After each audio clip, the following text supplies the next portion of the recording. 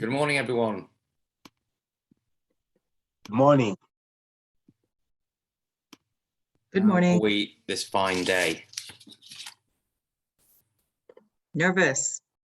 Nervous. No need to be nervous. No need to be nervous. You've been trained. You've been trained to achieve your mission, like being a fantastic presentation. I wouldn't worry about that. You don't need to be nervous at all. Excellent. Sorry I'm a bit late. I wasn't sure whether I was on the right link. Anyway, I think we all got there in the end. So Mina, Elsa, Ninette, Esther, Fred. So we're waiting for Beryl and Wangechi, I believe, who are very keen to give their presentations as well. So we'll just wait for them for a minute. Anybody got any last minute questions or issues they want to raise before we do today's excitement? Can we have 10 minutes just to like refine our presentations? 10 minutes? You've had 10 minutes. You've had the last few hours. Just to make sure it's not totally disjointed. As I said to most of you yesterday, this is a testing ground. This is a safe space. So, you know, let's just go for it now. And if it's rough and there are, things you've got to sort out and refine, you can refine them after for when you actually go and use it in anger, use it for real. So yeah, I wouldn't worry too much. Okay. And then I just have a technical question. Does anybody know how to show my slides, but not show my notes, but so I can see my notes on the slides, but not other people? Yes, on PowerPoint. On PowerPoint, yeah. Yeah.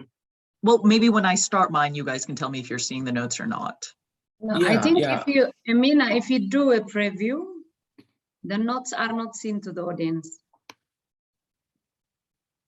Yeah, as a preview, yeah, there is a mode in which, you put it and you can see, so it can be done. I kind of have mine set up automatically, so I don't know how it works, but if you don't, just Google it. Google, how do I hide my notes? But one thing, be careful on that, because your eyes could go to the notes while the camera would be something else.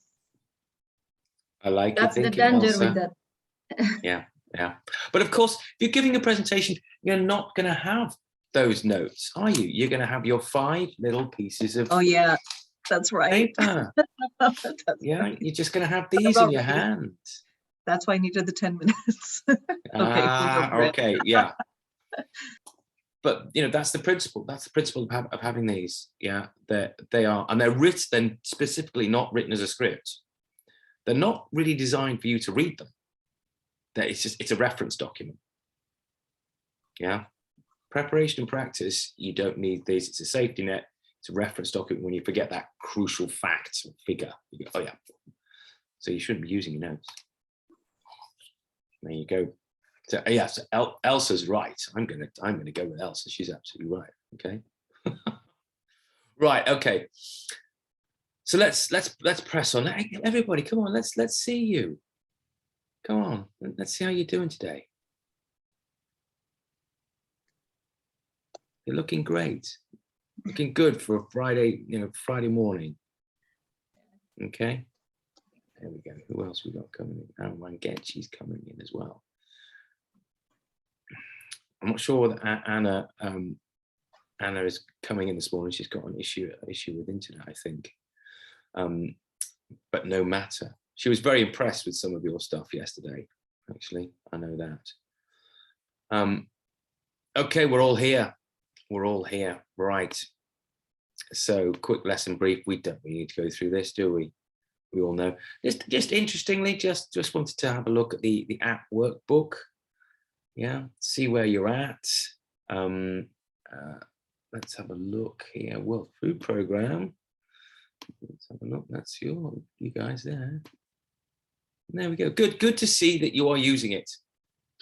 Yes, I can monitor what's going on. I can see you using it. But the app workbook, it's not for me. It's for you. So it's your textbook. So in 3 months' time, and you've got a presentation coming up or whatever, and you think, okay, hang on, what was that thing I learned? It's all in that little thing, and you can scroll through it on your phone, tablet, or even on the web. Okay, so please use it. It is your textbook. Right.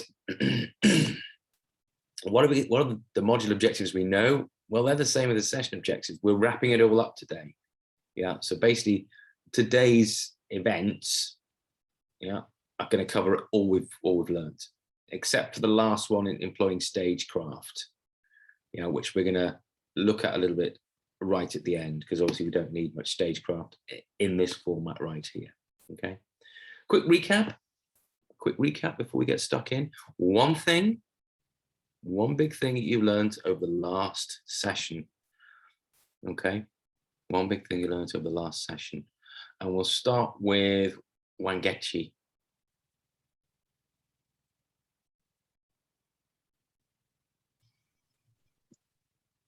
Yeah, thanks. So one thing I learned from the last lesson, no, the last lesson we were doing the one-on-one, which was yesterday. Yeah, and the lesson before that, the lesson and the one-on-one. Yeah. Oh, okay. The one-on-one was how to finish well and how to capture the audience attention, like how to sell what you're bringing on board. That's what I learned yesterday, and how to get it right. What I learned on Wednesday was the different posture that a presenter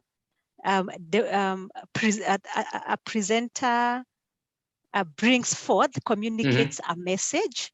So it's important to get your posture right and to have direct eye contact with your audience. Thank you. Absolutely. Yeah.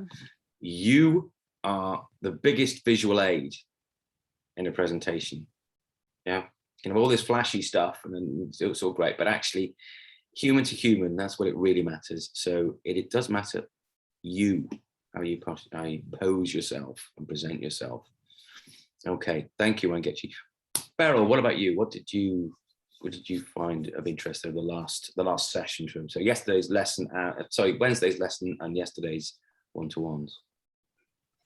So for Wednesday, I learned when you're making a presentation to try and at least sweep your eyes across the room. You could make eye contact with one or two people, but don't stare at one person. Then, of course, the different gestures and how to now tailor your presentation. When you realize maybe people are bored, you could come up with something to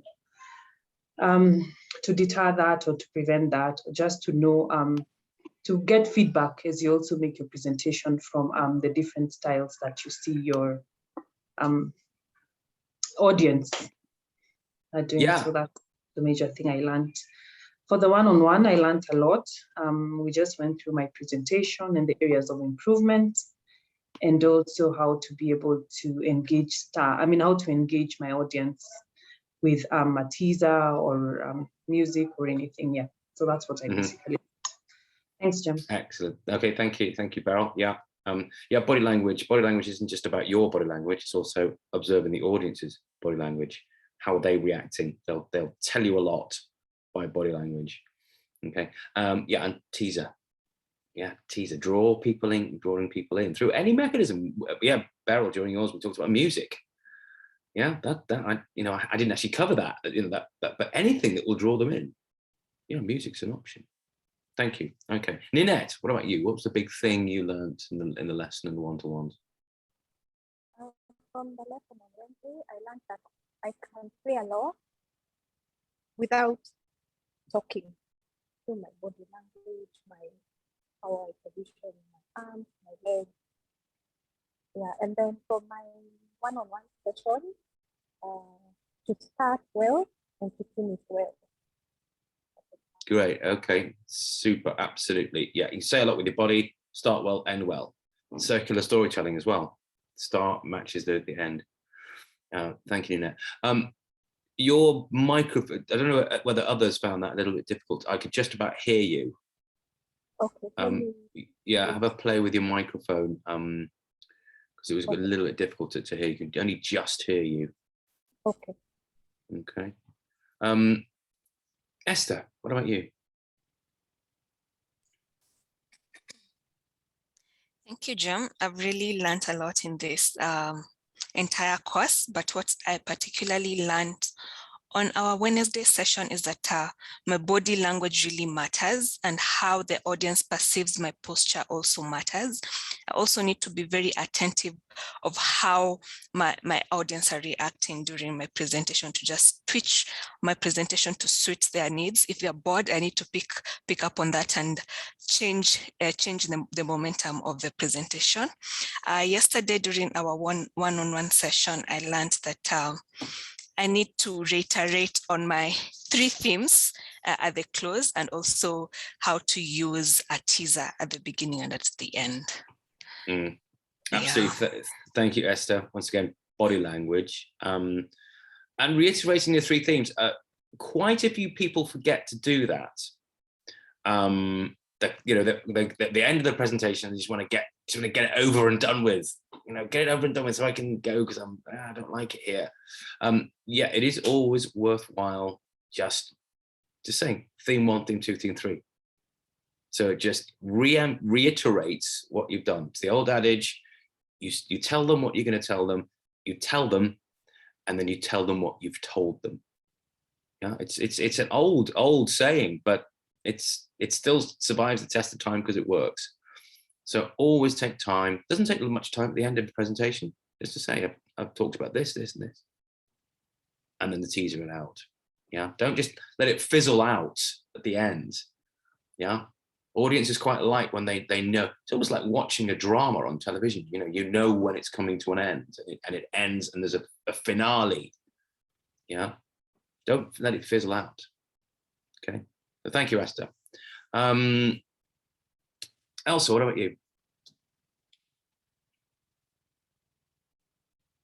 You're on mute, Elsa, right?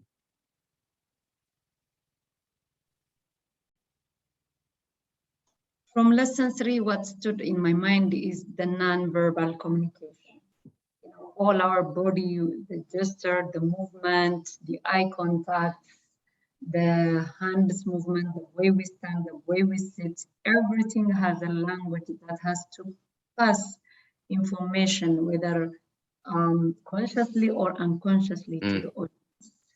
So we need to be really mindful of what are we communicating through our body language, so that, those body language should really help us to magnify what we want to say, but not say against what we want to convey the message. So we need to capitalize in all matters to definitely captivate the audience attention and give a sort of wake-up call for action with all means, whether it is talking or body language. Yeah. And of course, on the one-to-one, one thing that I really learned is how can I come up with very difficult teaser. What is your teaser? It's not easy to come up with a very short and captivating, intriguing statement that will, make the audience to just say, what is she going to tell us? Or he going to tell us? So yeah, absolutely. And hopefully in yours, we will see you use that interesting teaser. Yeah, I think you've got quite an interesting angle that we worked on yesterday. So hopefully when you do your presentation, you will get all the rest of them go, what? Really? And you've got them. Okay. So yeah, thank you. Yeah, non-verbal communication again. And yeah, teaser. It takes a bit of time, but a really good teaser is a great start. It's a great kicks you off well. And if you see people responding to your teaser, it makes you feel good and go, okay, yeah, I'm on a roll here. Yeah, and you feel better, you perform better then as well. Okay.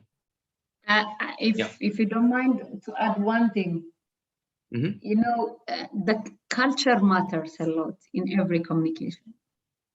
Now, there are cultures which are more of individualistic, let's say the Western world, like America, and there are Eastern culture which are more of like, you know, we.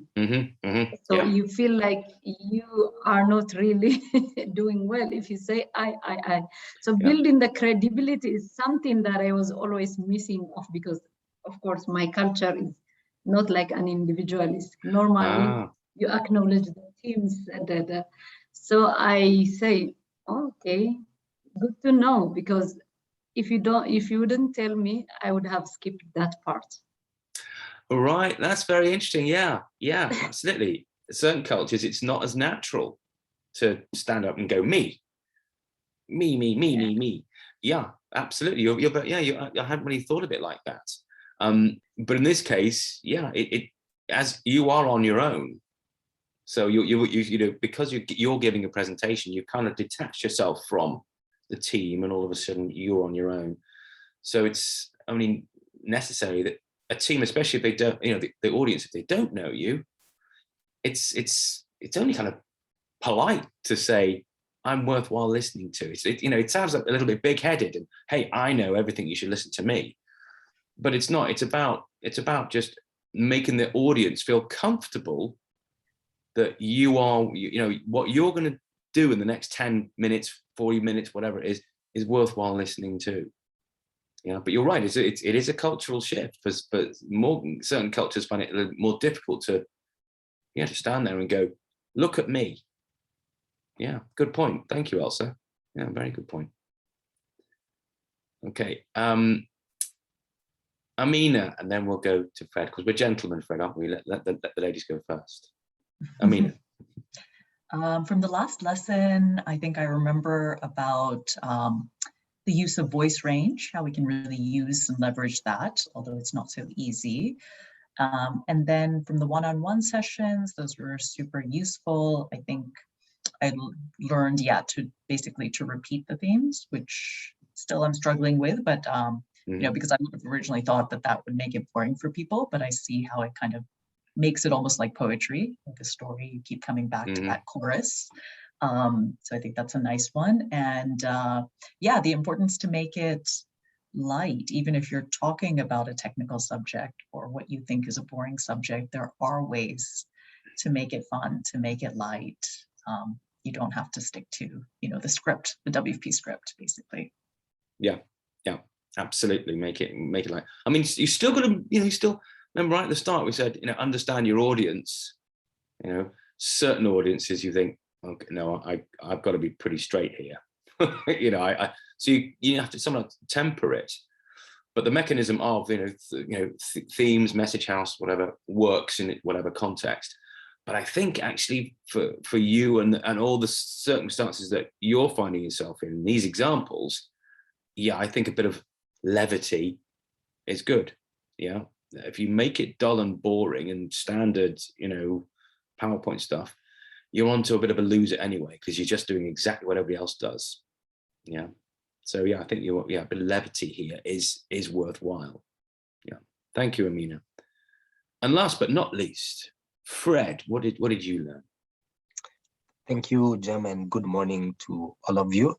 Our ladies have said it all, but I want to reiterate on culture, which is something which has affected me personally. There is a time I was communicating with somebody, and something in our culture is good and respectful, but for them it was so disrespectful, and I thought this one is a good thing to do, but for them it was rude. So it's good that we understand different cultures. Sometimes you might be used to do something which you don't know that the other person find it very bad to them. So I think sometimes getting to know them is a way to communicate effectively and pass your message, what you want them to hear, but also from their point of view, what on how they want to get this message in a correct way. Thank you. Yeah. Thank you, Fred. Thank you. Bring it back to that really basic but massively important principle of understanding your audience and how they communicate, what their culture, what culture map they exist in. Yeah, high context, low context, delegatory, etc. Hierarchical organization, and as Elsa said, you know, there cross cultures on the planet, there are differences. So yeah, thank you, Fred, for reminding us of that. Really, you know, you can have a fantastic presentation, but if it doesn't resonate because the audience, you know, aren't working on your wavelength, it's to no avail. You know. Great, thank you, everybody. This heartens me because you're learning the right things, which is good. Yeah. But I've had enough of my voice now. It's time. It's time. So, month of your birthday in chat, please.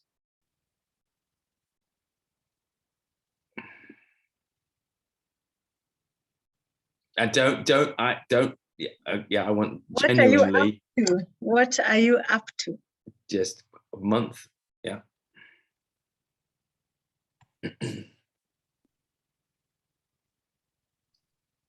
Oh, 3 in November. Oh, 7, that's July. Yeah, that's July. Has everybody gone in there? April, November. 2 Aprils, 3 Novembers. Is that everyone? Not fair, Mark. Hey, Beryl, you don't know which way I'm going to go, yeah? I don't know which way I'm going to go, but yeah, I'm afraid I am going to go that way. Yeah.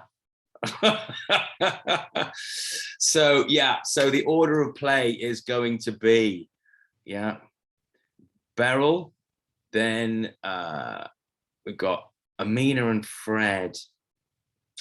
What day of the month? Amina, what day of the month? 19th. Fred, when's yours? Oh, Fred's next. Fred, then Amina. Then we've got Elsa. When are you? Right, when Elsa? You're right. Okay, Elsa, you're next anyway. And then the Novembers. Okay, Ninette, Esther, and Wangechi. What day of the month? Be honest. Okay, so we're gonna have Wangechi. Then we're gonna have Ninette, and then just squeezing in last, Esther, by a day. Okay, so that's the order. Beryl, then Fred, then Amina, then Elsa, then Wangechi, then Ninette, and then Esther. Okay, that's it's fair. Yeah, that's fair. All right. So how are we going to do this? Oh, it's not in reverse order. I decided not to do it in reverse order. Wangechi, you got your hand up. Yes, just checking. Can we switch? Can we side chat and decide who goes first if you want to switch places? Why do you want to go first or last, Wangechi? No, I wanted to be last. Well, you're kind of in the middle. I think you should stay where you are. Okay. I think you'll be fine. I think you'll be fine. Okay. Or towards the latter end. Yeah. Okay. Right. So presentation 1, 2, 3, 4. There you go. 8 minutes maximum. Maximum. Yeah. You will be penalized. Yeah. If you go over 8 minutes. Okay. And then we'll have a quick group review and critique. Yeah. So that's from me, but also from you as well. I want you to, you know, comment, positive criticism. Okay. So basically, over to you. So Beryl, I am going to give you co-hosting rights. So you can now share your screen. Now, Beryl is going to be giving a presentation to her head of unit. And what she wants, Beryl, correct me if I'm wrong, is you want the head of unit to hire more staff. Is that correct? Yes. Now, There yes, you go. I'm trying. Yeah, I'm trying to. Okay, host disabled participant screen Oh, sharing. hang on. I've got to make you co-host. Sorry. There you go. You are now co-host.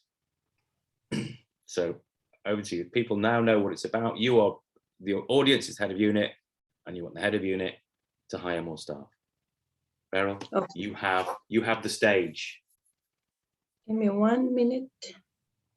Sorry, where has this slide started from? Give me 1 minute. Let me just share my screen again. Now you know why I didn't want to be the first one. Yeah, we'll yeah, don't worry. We'll let you off because you're the first one.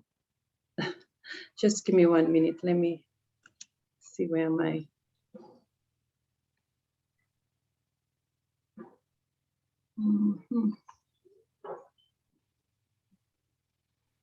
Yeah, nice try, Fred. I thought ladies go first. Yeah, nice try, but no, not in this case.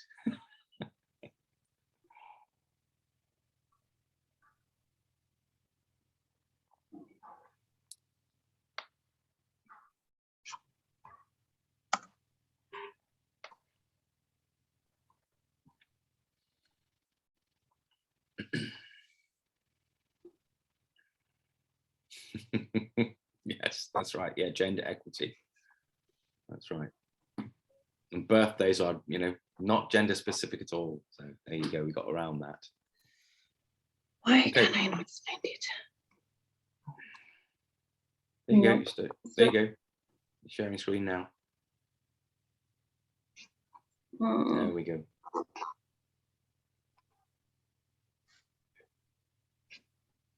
Sorry, just give me 1 minute. I think, no, don't start yet because I haven't. Okay, still- don't worry, you still got time yet.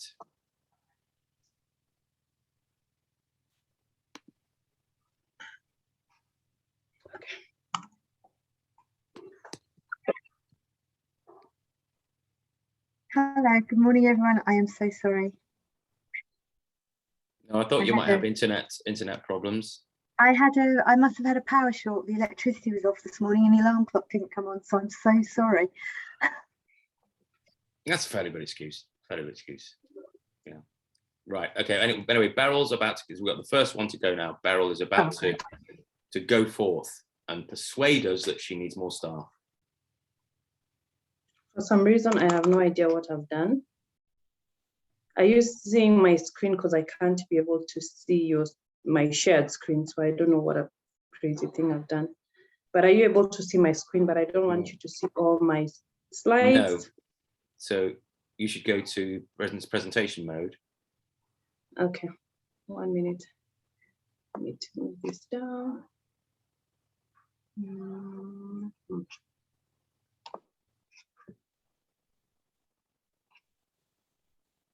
Home design.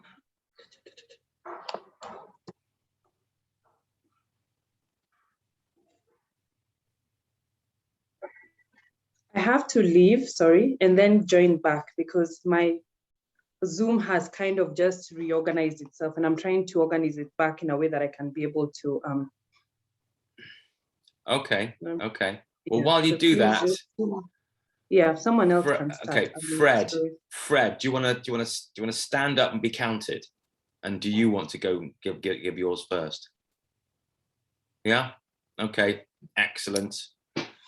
That's good. Right, Fred. If you get you set up, and I'll give background. Fred, yeah, wants grant managers when they are new into the organization or fairly new into the organization. He wants grant managers to attend certain training.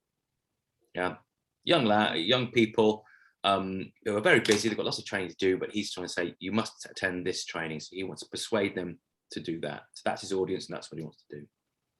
Okay, Fred. So you go for that then. when you're ready. Okay, then give me. Oh, I need to give you, yeah, co-host Yes, rights. so that I can share my screen. There you go. You have it.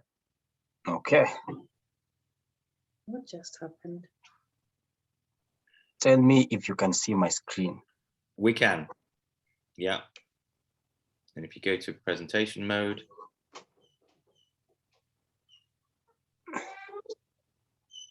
Okay. Yes, Deborah. Are you able to see my screen? Yes. Yeah, we've got the whole thing now. Yeah. Okay. Let me just. I think you're not in presentation mode. I have put it in a presentation mode. I am able to see my screen. From my screen, I can see that I am on presentation mode. Okay. Yeah. On Zoom. Okay, this is a lesson for everybody on Zoom. Yeah. Okay. Go to share. If you go to share on Zoom, so come out of that. This is a good lesson for everybody. And slideshow, come out of it. Okay, let me just stop sharing. Okay. Okay. You're still sharing, right? Yes. Okay. On Zoom, if you go to the bottom, yeah, and you'll see a green bit where it says share screen. Yes, yeah? yes. If you click on that, it will bring up several screens which you can actually do, yeah? Yes. What you want to go is click on the PowerPoint itself. Yes, not another screen. Yeah, click on the PowerPoint itself and then go share. Yeah. Okay. Yes. You able to see it?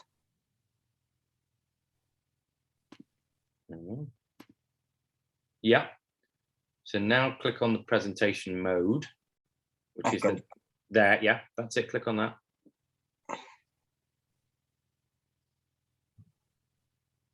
Yes. And it will open. Okay. Are you able to see? It's not opening on the screen. It's opening on my end. I don't know why it's not opening.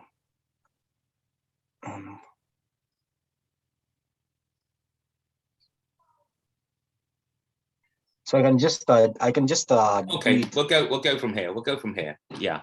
Okay, so we can see the main screen. Yeah. Yeah, you're able to see it. Yeah. Yeah. Okay, you're ready. I can start. Go for it. You have 8 minutes, sir. Okay, thank you so much, and good morning. Welcome to this presentation. I will have you come and learn and have fun. You love grant management, don't you? So the agenda of this presentation will take around 8 minutes, and the presentation is trying to persuade the new grant managers to attend a training which will help them settle, succeed in their role, get connection, and then we will close. Now, in settling in perfectly to this grant management role,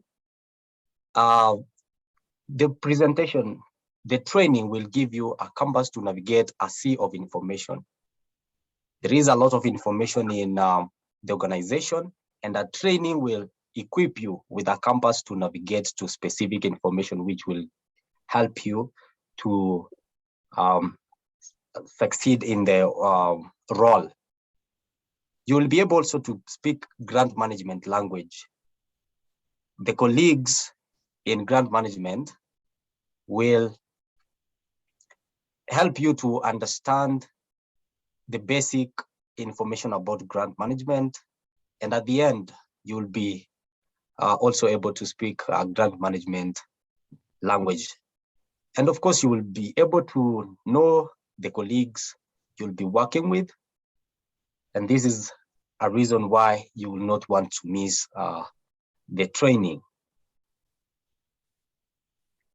On success, this training will give you internationally accredited certificate. You will want a certificate that is recognized globally, and this will give you credibility. It will also give you professional development in your area of work. And also, we have invested in grant management systems. Just like a sport car, as you can see, a Ferrari, it cannot win by itself a race. But if we have a perfect driver behind the wheel, we are sure to win the race. So therefore, these grant management systems, they are effective in themselves, but we will want somebody behind the deck who will make sure that the output from the grant management systems is perfect. And on connection, you will get to meet this grant stakeholders, the donors, the other grant managers, and this one will happen in an informal setup, whereby you have a test also of Romanian cookies. I hope you have never gotten something like that, but if you attend this training, you'll get Romanian cookies and fresh juice. And also you will have a chance to ask another questions, have long-term connections, and also you will get to know other people.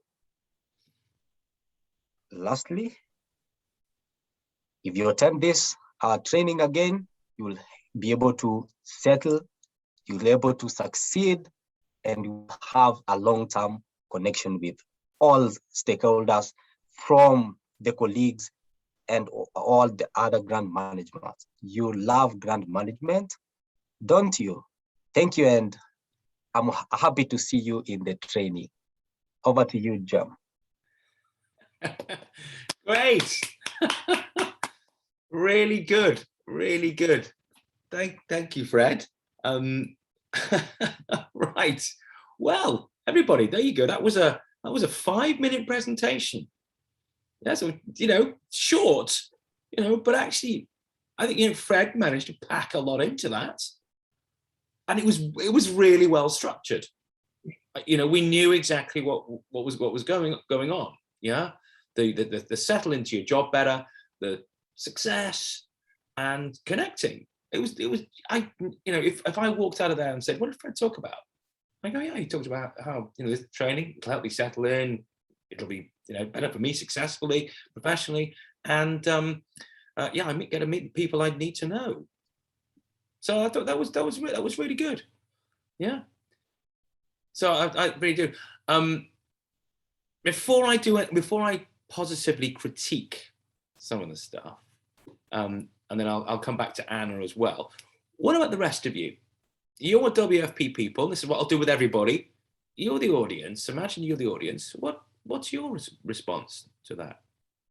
Hands up. Yeah, Amina. Yeah. I liked that it was short and sweet.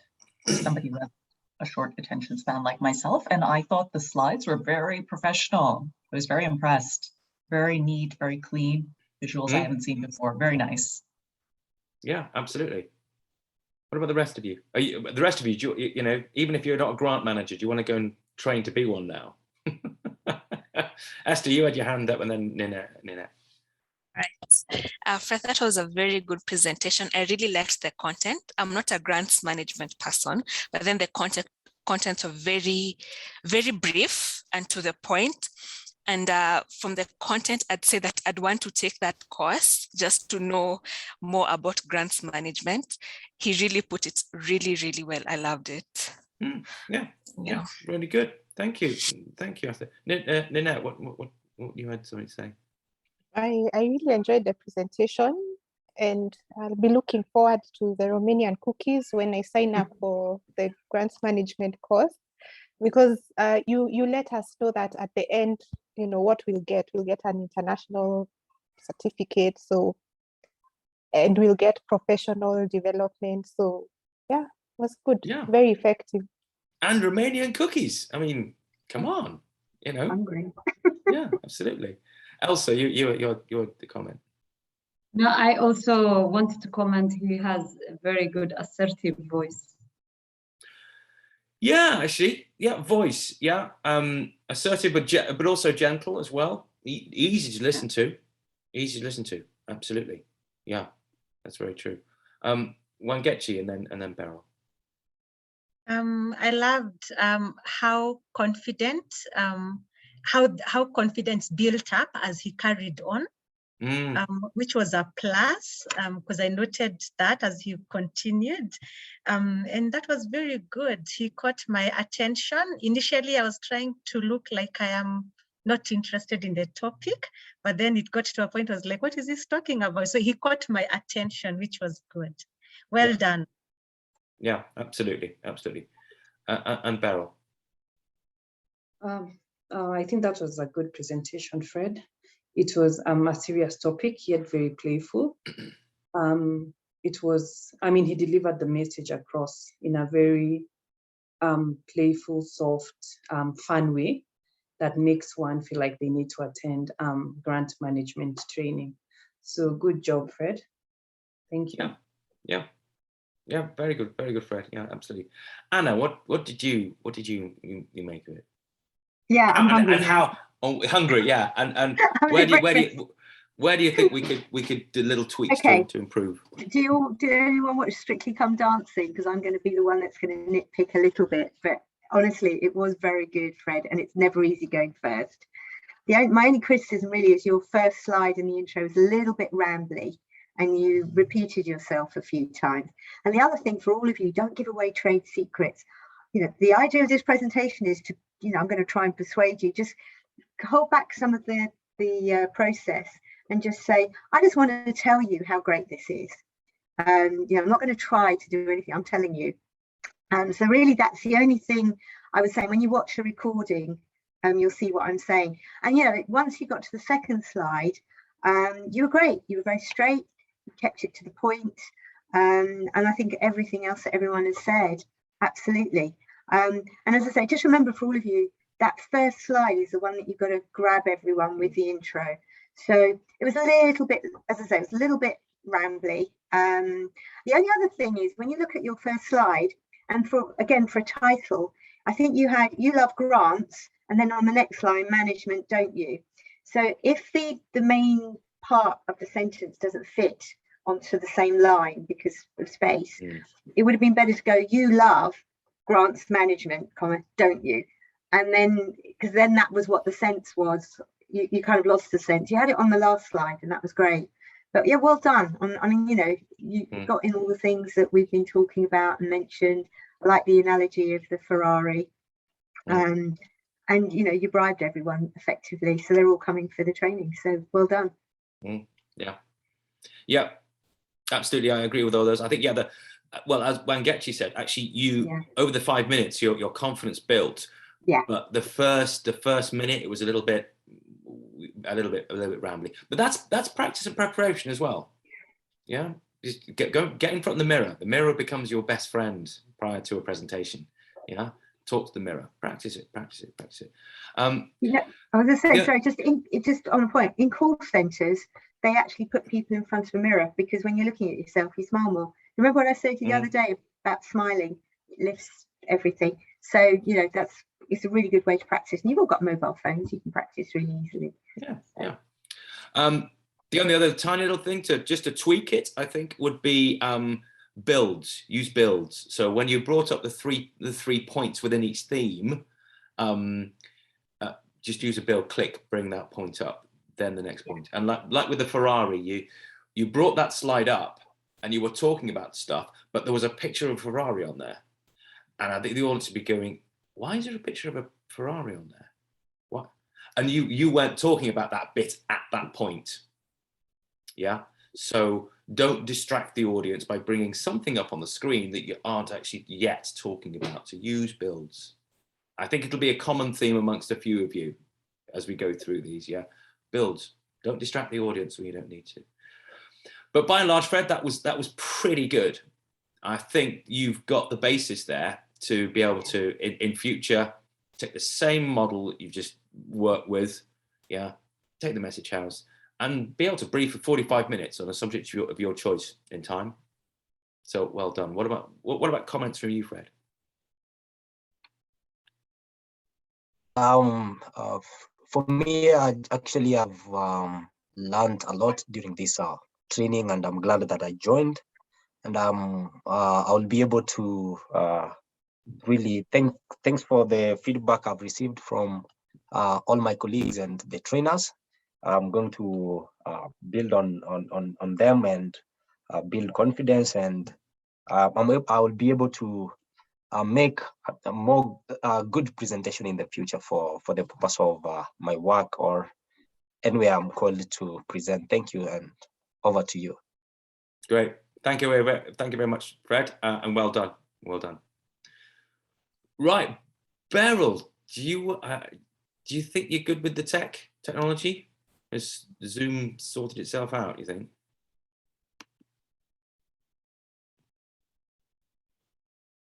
You're on mute now.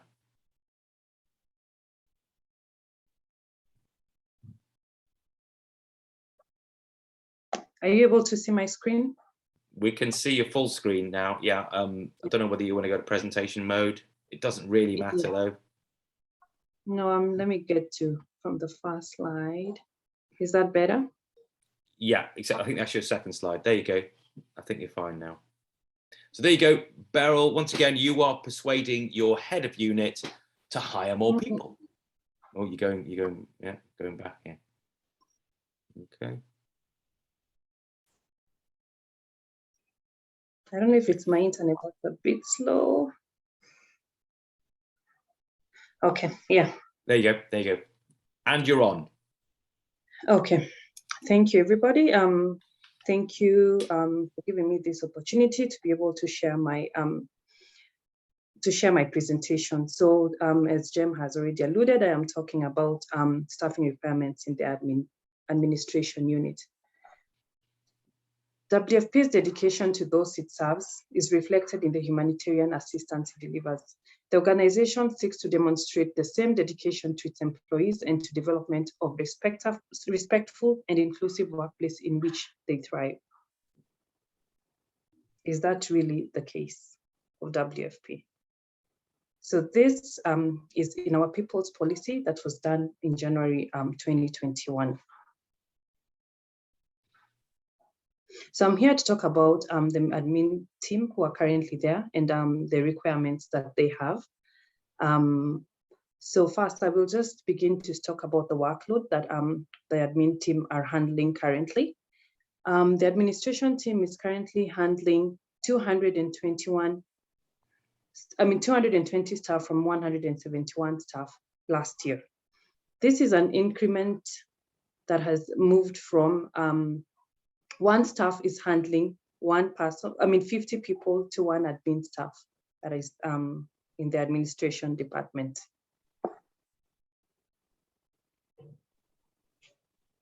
What this has done is it has increased workload for the admin team that is there. And now we are going to discuss the general well-being of the admin team that are currently there, or rather of our admin team. There is the general well-being of staff is compromised. Staff are working long hours, and morale is also low in the administration team. This is because come COVID, there's been a lot of changes, there's been a lot of stress, there's been a lot of pressure. And of course, with the increment of staff also has come along with a lot of pressure in the administration team. Another thing that we are currently,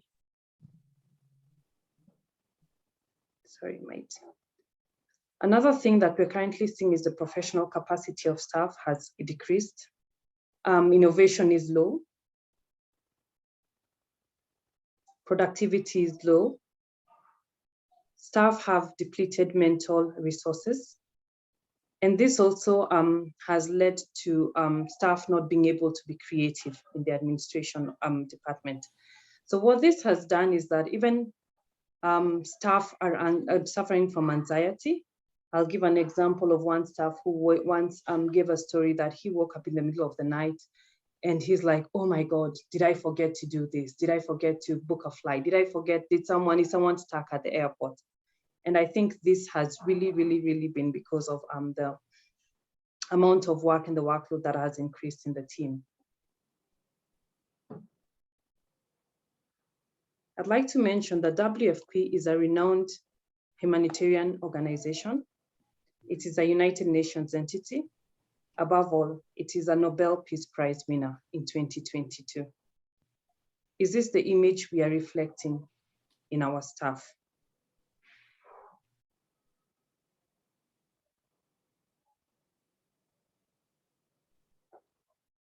Thank you. I'll be able to take any questions.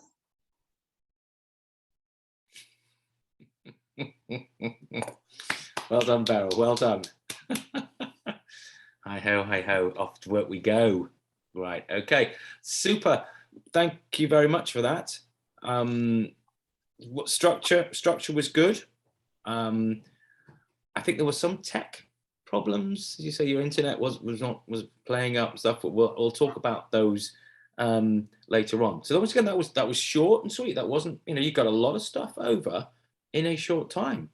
6 minutes, 7 minutes, but you covered all those main points that you would need to get across to persuade someone to employ more staff. So what about the rest of the team? How do you feel? Hey, we need more people. We need them now. What was your response? I love the video, the last part. the 7 dwarfs. Yeah. And the last iteration, which says, is this what we are reflecting in our staff? Yeah. Because it gives a message which says, yes, you are looking to the external audience, this image, but do you have the same image internally? Yeah. Does what inside? I found that one powerful. Yeah. Yes, I'm going to come back to that. Yeah, absolutely. Anybody else?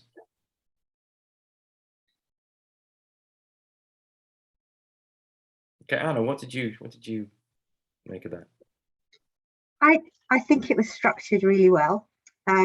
When you were passionate about things, when you were talking about the well-being and you got into that example, gosh, you came alive. You really did. And if you can bring that to some of the other bits, when you look at this afterwards, you'll see what I mean, because your energy seemed to sort of go up and down a bit. I know you had technical problems as well.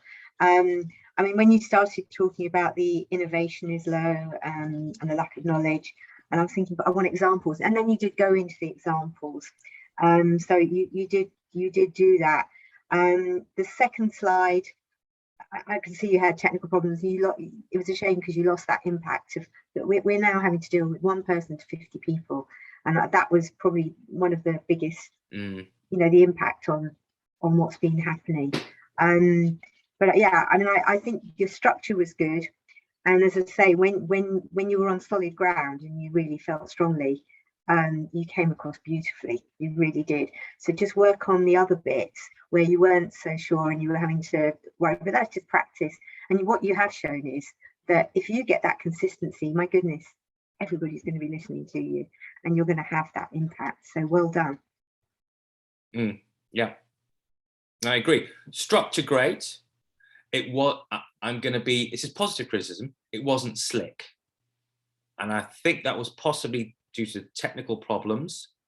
Also, your transitions, I think, when you hit a build, your transitions were coming up too slowly.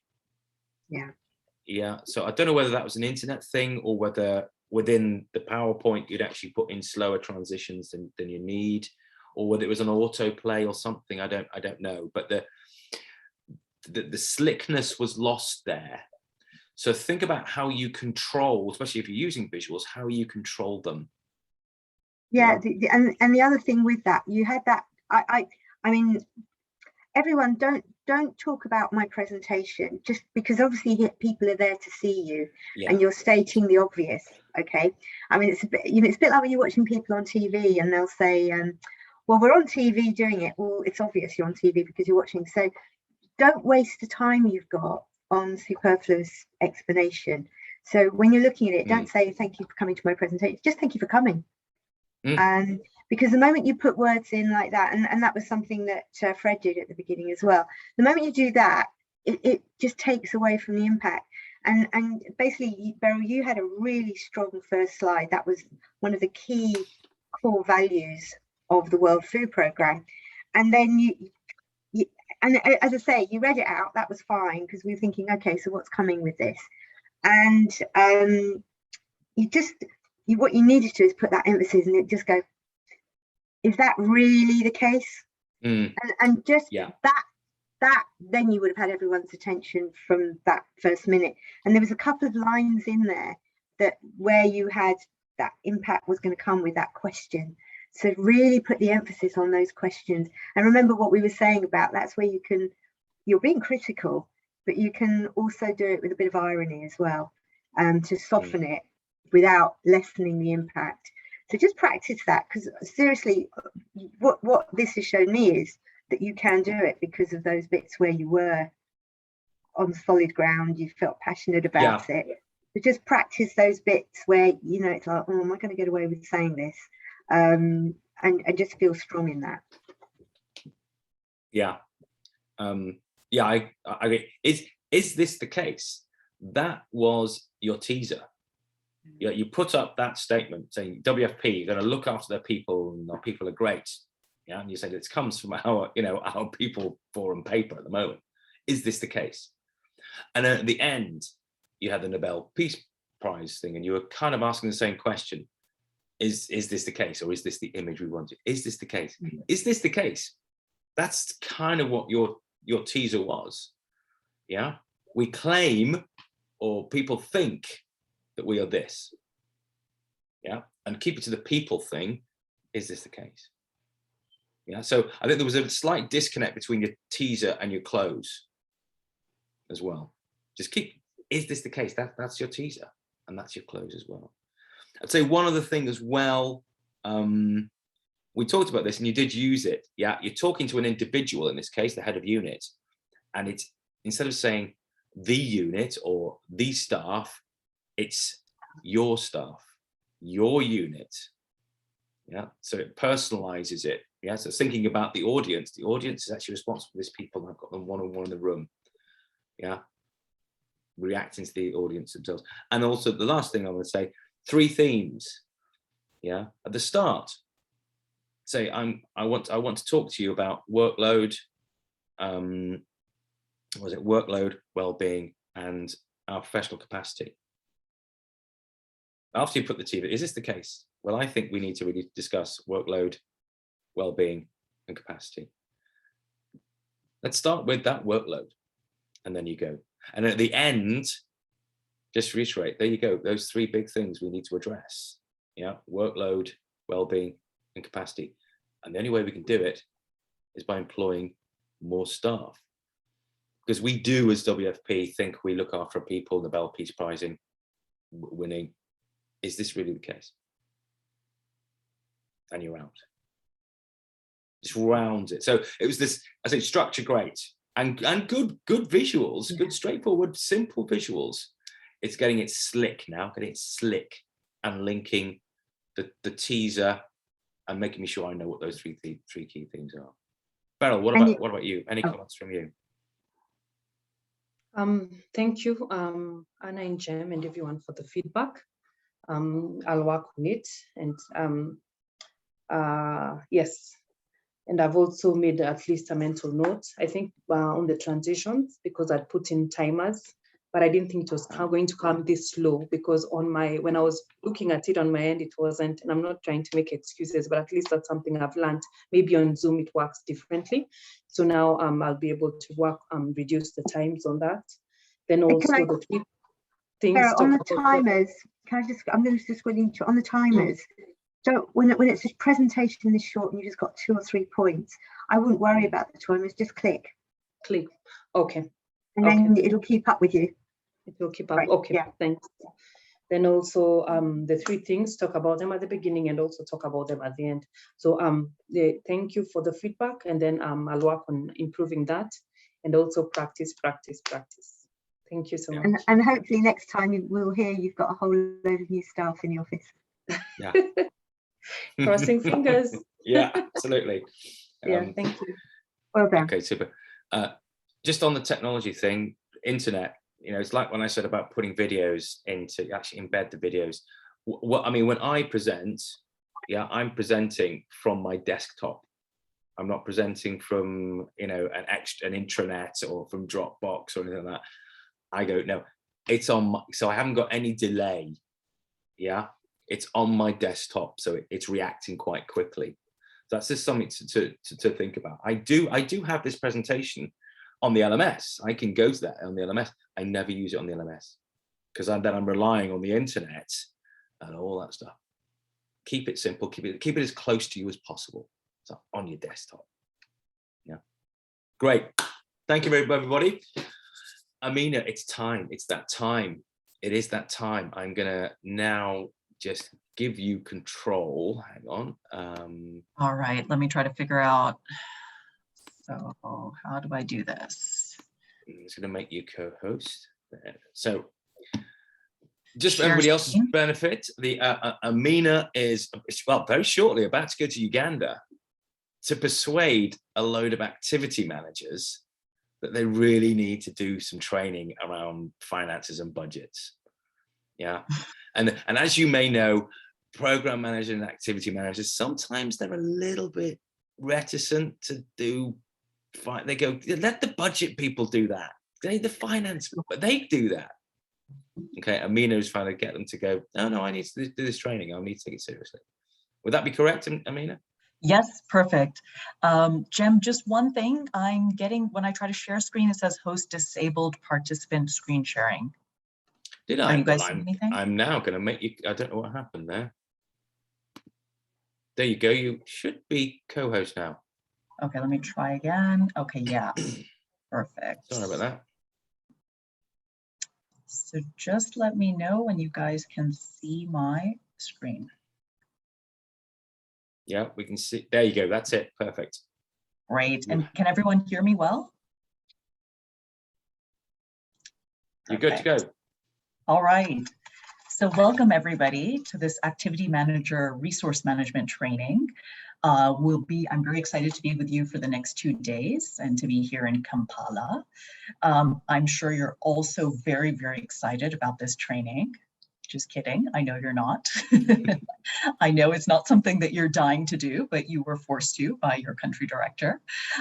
Anyway, I do thank you for being here. And we're going to be kicking off these 2 days with just a short presentation to go through what this course is and is not about. And I promise you that at the end of this, you will be banging down the doors to take this training course. So without further ado,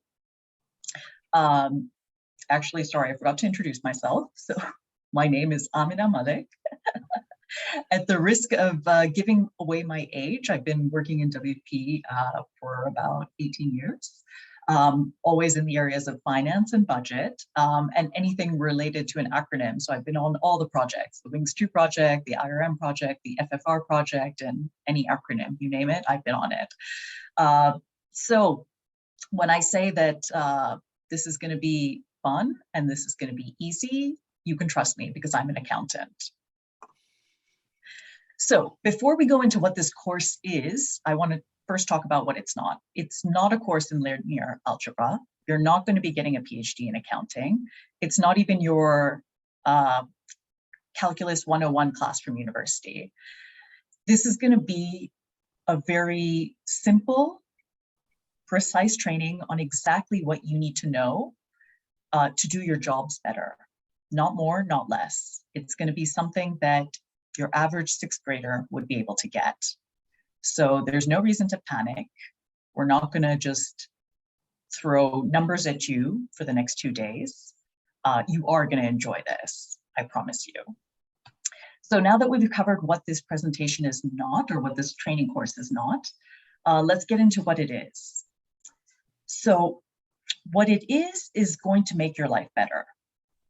Yep, you heard me. It's going to make your life better. How, you say? Well, before I get into that, I want to see how many of you are procrastinators in the room. Can you please raise your hand? And there's no shame here, because I've been battling with chronic procrastination for most of my life, so no judgment. So basically, I feel like this most of the time. I think many of the procrastinators in the room can feel like this too.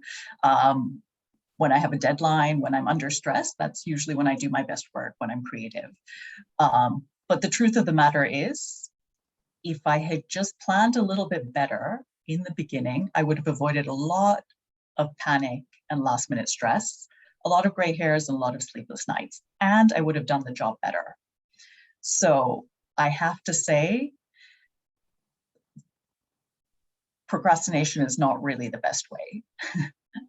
So avoiding year-end panic and throwing funds down the drain. I'm sure this is something we can all relate to in WFP. In WFP, we're quite good at spending money, but it is always with a lot of stress.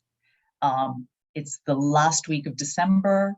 You want to enjoy your holidays, but instead you're stuck in the office trying to find creative ways to spend your money, because you know the funds are expiring. The donor is not going to extend the grant, and basically you're stuck. So a lot of times we're successful at that, and that just reinforces that we can get away with it. But to be honest, buying computers on December 31st for the office is not the best use of that money when we're trying to maximize value to our beneficiaries and to save lives. So one of the things you'll learn after these 2 days is how you can avoid these year-end panics and actually plan better from the beginning and as you go, so you don't end up in that situation, and that you can actually enjoy your holidays. That's the goal, or one of the goals. You'll also learn how not to rely on your budget and programming officer for every single question you have. It might be easier to do that, but you know, budget and programming officers are just human. They also take leave. They sometimes get sick. They're not always going to be there. And you can make decisions faster if you know where to get the information. And then finally, we will help you navigate through the plethora of confusing data we have and the millions of reports we have in WFP. So we're going to teach you how to get through that sea of confusion. I just want to talk to you a little bit about this innovation adoption curve. I think many of you have probably seen this before.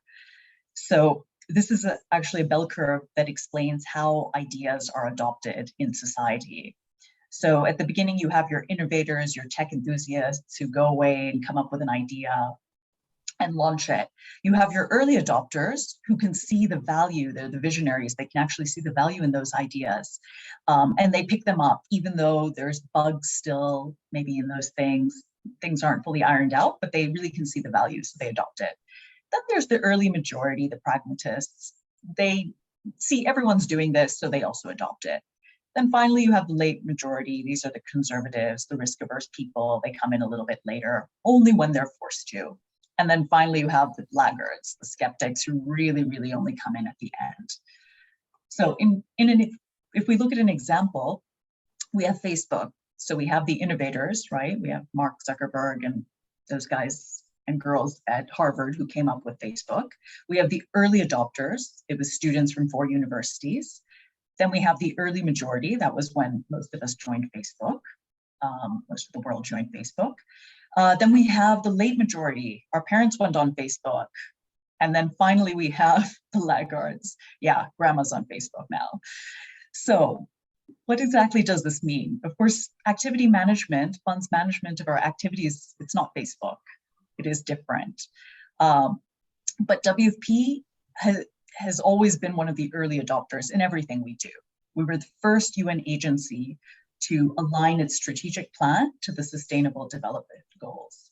So you have your Uganda country strategic plan, which has a clear line of sight from the SDGs all the way down to your activities. And we can finally budget at activity level, and we can show our donors every dollar that we spend, how we're spending it, and what it's achieving, how we're saving lives with those dollars.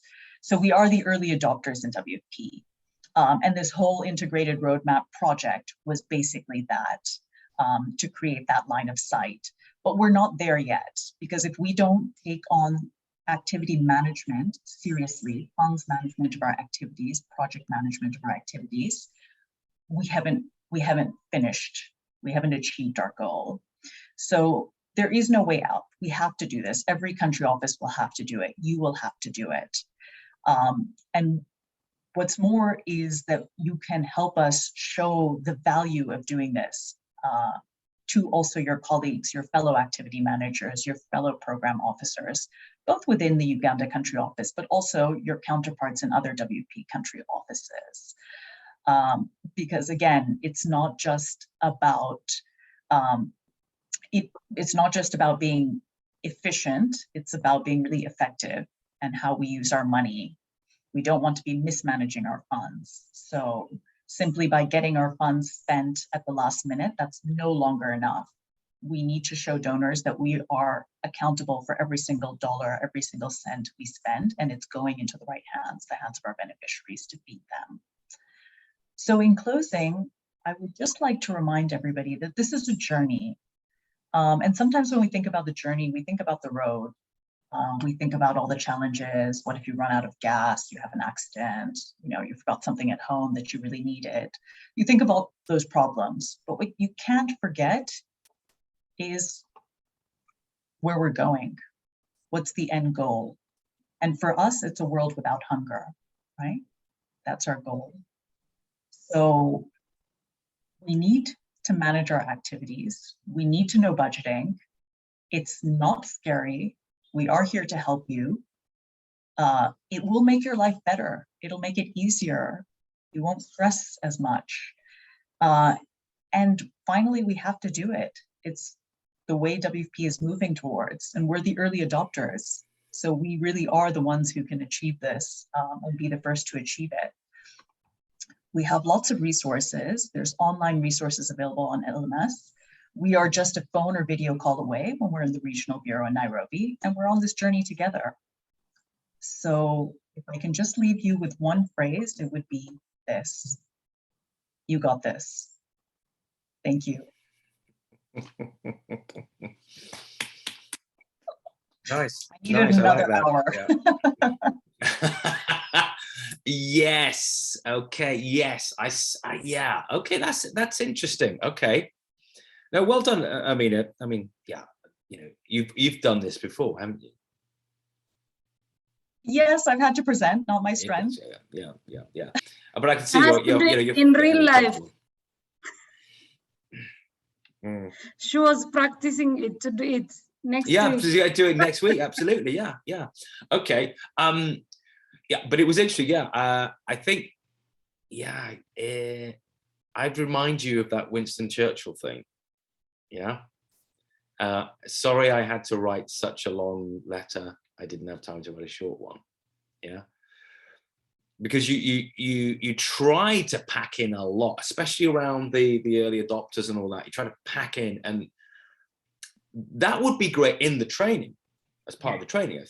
I think it was a little bit possibly too much in what is effectively a 5 to 10 minute intro to spark people's interest, and for them to go, okay, yeah, I came here thinking, God, 2 days of this boring stuff, but actually it makes sense and maybe it's worth it. That's what you want people to do.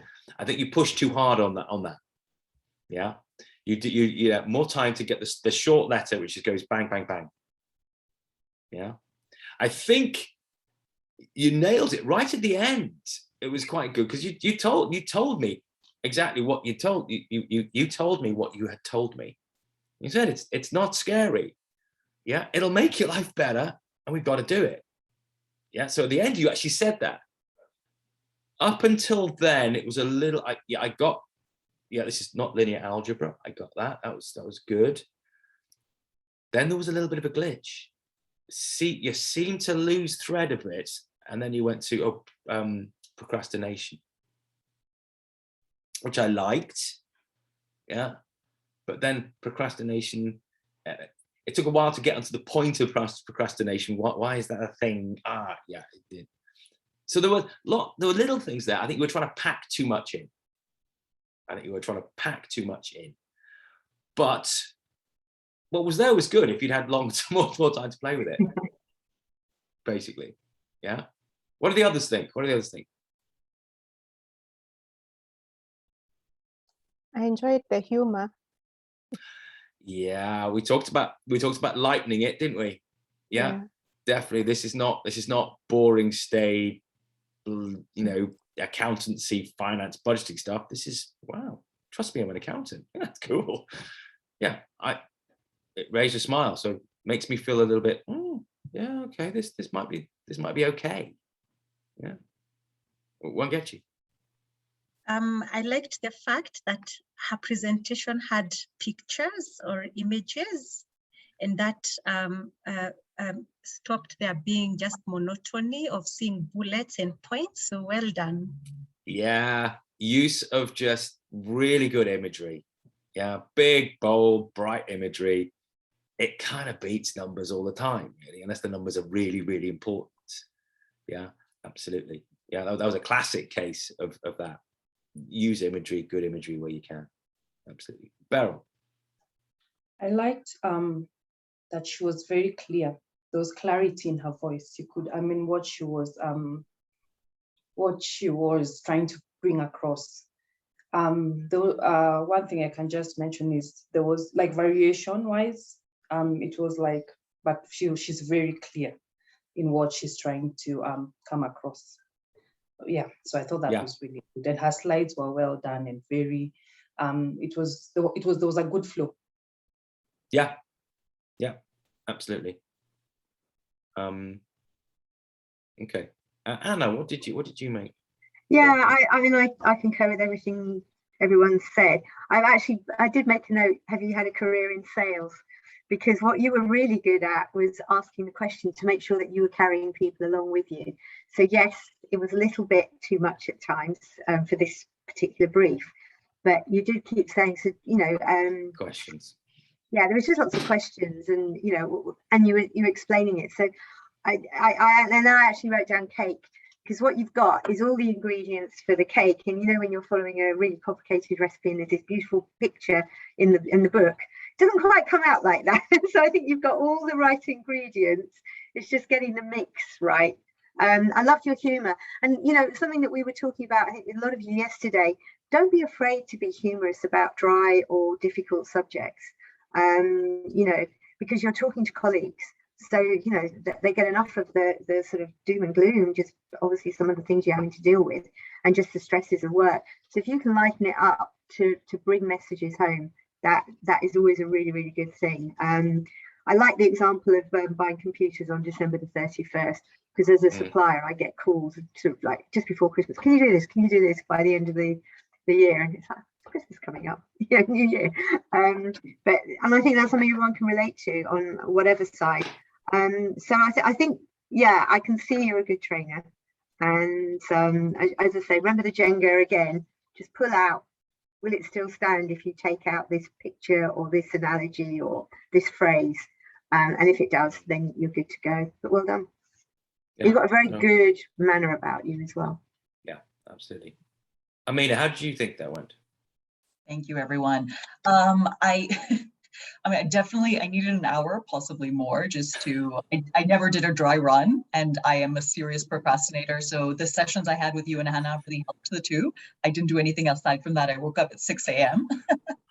and 6, I had breakfast, and I was still thinking. 7, I was still thinking. 8, I started to work. Mm-hmm. So the lesson is? Ideas were suddenly there, but then I was like, now I don't have enough time, and I was really bummed because I was so excited. I was like, this is actually onto something good, but I was like, now so it was a bit rough. There was like, I think opening, closing were fine, but I was struggling and I was forgetting some things. I forgot to introduce myself, even as simple as that. Yeah. So I just didn't have the time, and I was trying to pack in too much. Like you guys also gave me, I loved Anna's, don't budget. I think I was trying too many, and if I had had more time, I would have been able to pick just 2 or 3 good ones and then gone for those. So yeah, I was feeling a little bit, it was not flowing at some point, and I do feel like I'm rambling. Yeah, I mean, there you go. Yeah, there was too much in it, too many ideas packed in it. There were too many ingredients in the cake.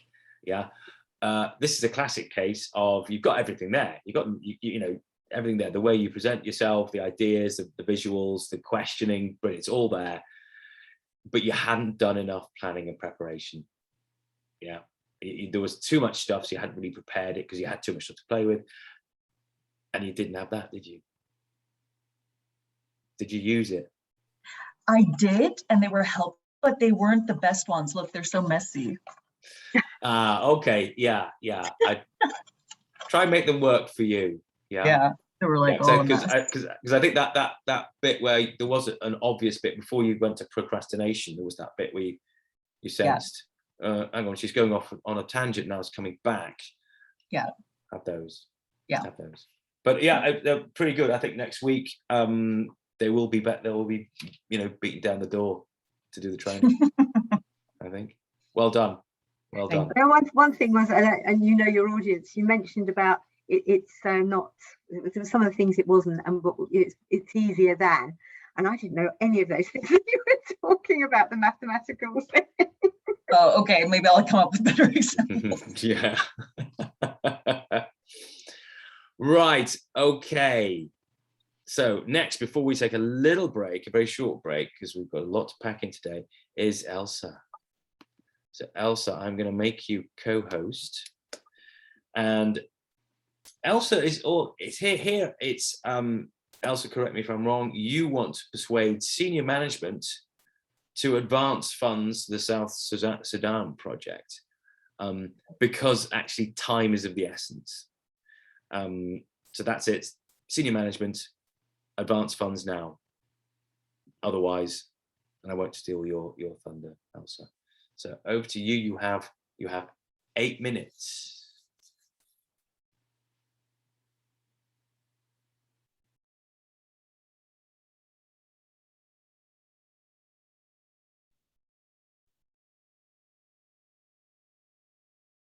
Okay.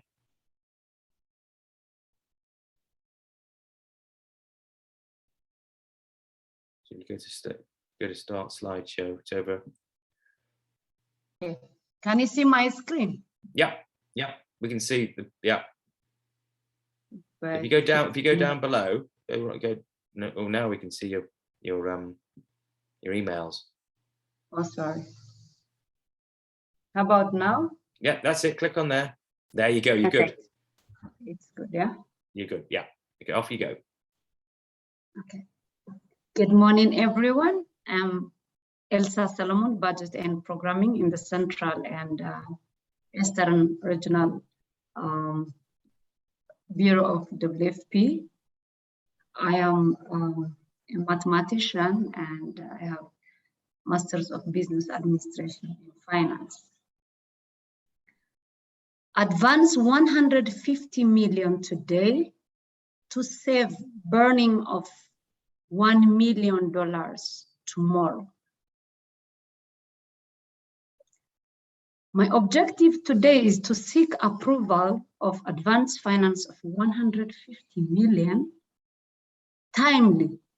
Otherwise, we will face inevitable looming inefficiencies. It's risk, but worth taking. It will not take too much time. I'll only take 8 minutes. In South Sudan, there are so many areas that are inaccessible during the rain season. The golden opportunity to move food by road to those locations are only in the first 5 months of the year. But when the rain starts, as of June, all the roads are blocked and we will only be able to move food by exorbitant air oppression. So time is of essence to move 195,000 metric tons of food before the onset of the rain season. Now, in the first 5 months of the year, The average cost of supply chain per metric ton is $1,400. But when the rain starts in June, it will exponentially increase by 300%. And not only that, it will have detrimental effects to the environment. We will contribute to the climate degradation because of the high carbon emission when we involve their operation. But if we act now and avoid using those very expensive air operation, we will be able to avoid those inefficiencies. Do we really want to face those inefficiencies? I don't think so. In my opinion, they are just bad management. So we have to act and avoid using this air operation. But if we act now, and if we don't involve this air operation, the result would be saving millions of dollars. In 2019, South Sudan operation saved $100 million because of the successful prepositioning exercise. And what does it mean? It will help us not to face the tough decision in terms of who should be fed and who should not be.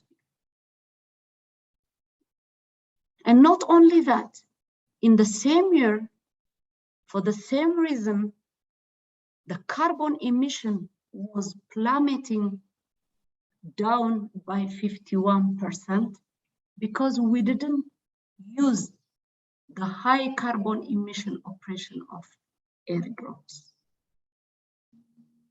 Now, I know this is risky. I know this is risky, but it's worth of taking.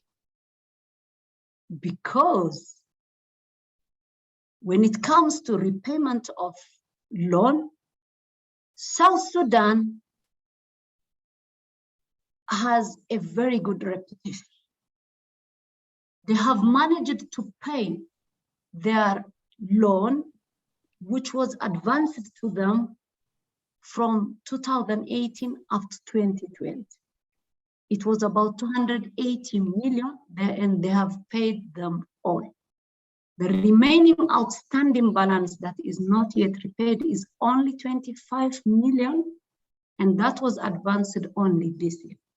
And it's just a question of time. It will be repaid soon. So I hope we will act now and stop burning those $100 million. Thank you. Very, very nicely done, Elsa. Really. That was to me, that was a bit of a masterclass. Really. You know, Elsa did everything that, you know, we've been through over the last 4 days. Introduced herself, explained what the situation was. She gave us what she was going to talk about. Yeah, the teaser, and we talked about this in the one-to-ones. The teaser, you know, it's about act now. It says it on the screen now. Act now, or you end up burning $100 million. Yeah, because $150 million now, all of a sudden, that doesn't buy you $150 million. In 6 months' time, it buys you a third of it. Yeah, so that's a big, it's a big what at the start. And then off she went. Great visuals, explaining, you know, why it is timely now. Yeah, saying this is bad management if we don't. I think maybe you could have made a little bit more about the bad management. It is bad management. I think that was very good. I think it was very, very good. Basically, if I had to nitpick, I'd say There's probably another visual needed. There was, I don't know. It's just now that it's missed. Right. So, Okay. I didn't want to panic and show you. So No, I just well done. well done, you. Well, great, because I only picked it up because we discussed this. Yeah. But yeah, this so is the one that's supposed to be shown. I don't know. Suddenly, you know, yeah. I just put this now. So unconsciously, I think I replaced the second. You replaced. Yeah. Okay. Well, but that's fine. So that was really something a mess. That was not. Otherwise, I had the third, which shows the repayment of the. Yeah, exactly. We saw, in the one-to-one we saw that. Okay, okay, but that's enough for me. Others, what did you make of that, Amina? Well, Elsa and I work together, so it's like a subject I can comment from like the content point of view. I think the presentation, amazing. It's nothing like what we normally do with it. And it flowed so nicely. Like, again, I don't know how to use these, what do you call them? The moving kind of things. So I never animations, Yeah. Or moving transitions, Yes, I like them, but they're always then overused when people are using them. Like they're too slow, they're not working. And these ones were super smooth and just really well done. That dollar bill burning at the end, very powerful image. So slides, amazing, and going really well with what Elsa was saying. Another like totally different comment is, because again, I know Elsa and we work together, she always looks nice, but today I can see she's also dressed up for this. So I think that was really nice. She was making the effort for that. And then the third one is some feedback, but it's more of a question to you and Anna. So, and it's personal preference. I would probably tell Elsa to maybe just speed up the speech a little bit. But again, I get told very often that I speak too fast, especially when I'm nervous. So what is the right speed to be speaking at? Good question. The standard speed that people naturally speak at and is comfortable in a if it's your mother tongue is 180 words a minute. I think 3 words a second. 3 words a second. Yeah, 3 words a second. That's the sort of natural, acceptable, comfortable pace. Yeah, but do remember we talked about laser, where sometimes you do want to speed up and talk fast, and sometimes you want to slow and make a point. And actually, Elsa was quite good at slowing down and making a point, especially when she asked a question. Yeah, do you think we should be doing that? Yeah, that slowed down. But yeah, aim for that. So far, no one's really, I don't think I've been too concerned about people being too fast, too slow. Also do your natural thing. Don't be too self-conscious about, am I speaking too fast, too slow? So I've seen no one here who's speaking too fast or speaking too slow. And I quite liked Elsa's deliberate style of talking, because this is a serious subject as well. Yeah. Beryl, you've got your hand up. This is just to tell Elsa that, good job. I thought her topic was, it was short and very thought-provoking. And at the same time, when she put up the map and then put January to December, I was like, oh boy, I was waiting to see a packed slide of some little, something just too complicated. Then she just shows us 4, and they came in in such good sequence. And I was like, oh wow, she really just passed the message across without having to put too much information and graphs and information that sometimes you look at and you're not able to read, to understand if you're not someone in budget and programming. So I think she did a great job with those slides. Yeah. Thank you. Yeah, that's a very good point. Yeah, you could think, oh my God, there's going to be loads of data on this and it's going to blow my mind. And it didn't. It was really simple and effective. Absolutely. Anna, what did you make of it? Well, I thought if you wanted a different career, you could be a TV producer, because the way that your words were enhancing what we were seeing on the presentation, and that relationship with that was perfect. I mean, you followed the KISS, keep it simple, stupid. So for people like me, who, you know, I can get the basic principle, it worked for everyone. And you did listen to all the things that we talked about yesterday. I mean, it was so good, and you had that impact on the speed of speaking. If you were doing this in an auditorium in front of an audience, I think actually you got it right, because you were giving people time to listen and take in what you were saying, and you did keep repeating certain phrases, and the repetition of the playing with the cross on, I thought was great, because you were doing that with pictures and reminding people of what they saw. If there was anything I would have done, is the picture of the children and the impact on how many you could or couldn't feed. I would have actually had that coming up. I mean, this is being really pedantic, much bigger, because that was the key thing, and it was kind of tucked in the corner. But you know, the way you timed it, you just followed everything that you should do. I mean, it was, as Jen said, masterclass. It was a textbook, short, to the point presentation, and I think it's a lesson there that you only say a little bit, and it says everything. Yeah, so well done. That's a good point. Beryl just put, yeah, you reminded, yeah, because Elsa's a singer, a gospel singer. Yeah. So she's, I imagine, you know, I could see you, there was, your voice did, your voice did actually, you know, when you asked the question, there was a little bit of passion in there, which would come from a singer who's quite comfortable in certain circumstances, you know, performing. Yeah. So yeah, use your and strengths. This is what it is, you know. Yeah, any time you're in, whether it's in front of doing Zoom, which is a bit in your face, literally, or you're on a stage, or you're speaking to people in a classroom, it is a performance, and so you have to remember that as well.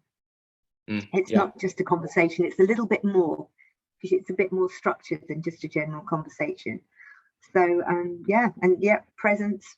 You know, don't be afraid to use the things from outside and bring them into work, because one of the things that was coming through from the few days I spent with you is you're working in a very, you know, it's admin, it's not on the sort of front line, but it's front line for you helping them. It's okay to bring a bit of life, to bring something a bit different, because you'll be remembered and have that impact. None of you are complaining that this is different to what we used to. So, you know, you want to make an impact. Be different in the way that you're doing presentations and presenting the facts and the figures. So yeah. Elsa, how would you describe your performance? What do you think? Well, I think I really agree on what Anna has mentioned on the comments for the children, because in fact, let me tell you, that phrase I borrowed is from our executive director when he was advocating, you know, for mobilization of money. He said one thing. He said, "Don't let us decide who to be fed and who not to be fed." Yeah, like it. If we have all this money, then it means we will feed them all. Nice. So that should come out with a picture as well. So it's very valid comment from Anna, and definitely in future I would, but somehow I was a bit in the middle. You know, when I was trying to do the practice, I can, but practice and the real presentation is completely different. So it has its own nervous environment. So I forgot something to say. That's why, otherwise I would have even explained it more. But of course, we didn't notice. Sorry? The point was we didn't notice. So it doesn't matter. You know, if you imagine a duck on the swimming along the sea, the lake or whatever, and underneath the legs are going like crazy, but you know, the duck's happily swimming along. That's what you need to think about. As long as the audience don't notice, that's fine. Fine, yeah, absolutely. But anyhow, I learned a lot from this in the practicing. I mean, one thing, like, as you know, English is not my first language. So I am not exposed to the normal informal English like day to day. I'm good in business English, but not on those humorous da da da. So whenever I talk in English, I'm quite a bit serious. It's not deliberately, but it's maybe limited also by the language. So, but No, I mean, honestly, I have learned a lot from this session, and of course, I will use them, especially all those functionalities to make our work better and convince. And we have a lot of committee to convince, you know. Yeah. So this will help us definitely. And I worked as a contracting officer, meaning I had to explain a lot of, you know, procurement propositions for them to approve. So this is something, it's under our area, so it will help us a lot. Thank you so much. Good, good. And don't, you know, your English is absolutely perfect, so don't worry about it. You know, and you know what you're talking about is a serious subject, so you know you don't need to be informal or you know try and inject levity and humor. It worked, so don't worry about that. And as I said before, a huge respect for anybody who's doing this in their second or third or fourth language. You know, I can only just about manage it in my own natural English tongue, and that's it. You know. Right. Thank you all so far. We're going to take a 5-minute break. Okay, so still got another 3 to go, and then after 5 minutes, we are going to have Wangechi, then Ninette, and then finally Esther. Okay, so it's 9. It's with you. It's 11:44. Back in 5 minutes, so 11:50, please. Okay, I'll see you then. Okay.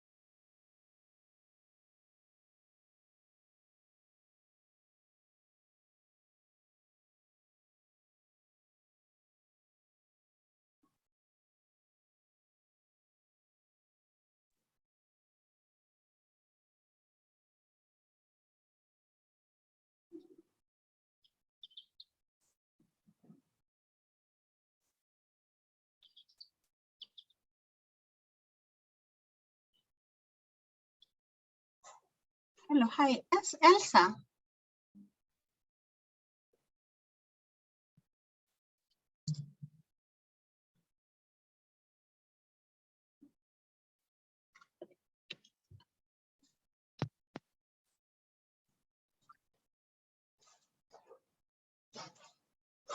Hello?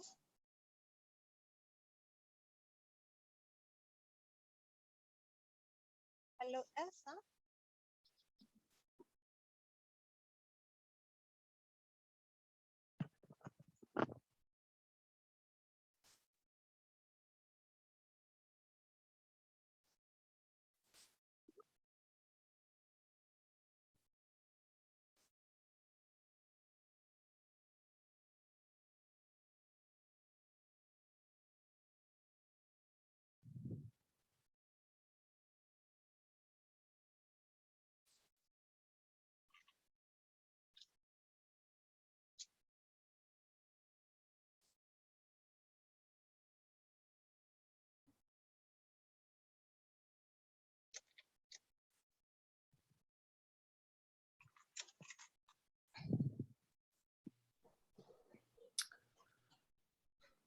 Okay.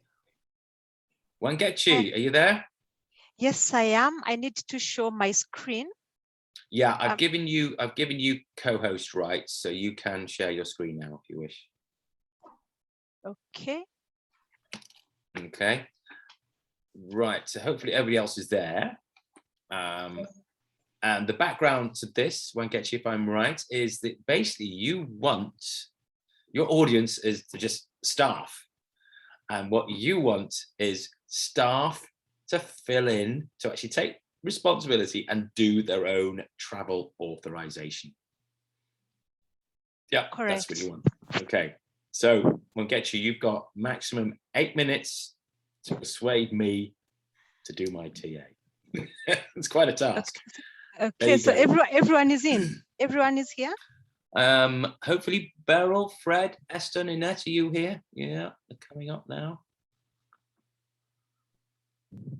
Yeah. Fred, Beryl.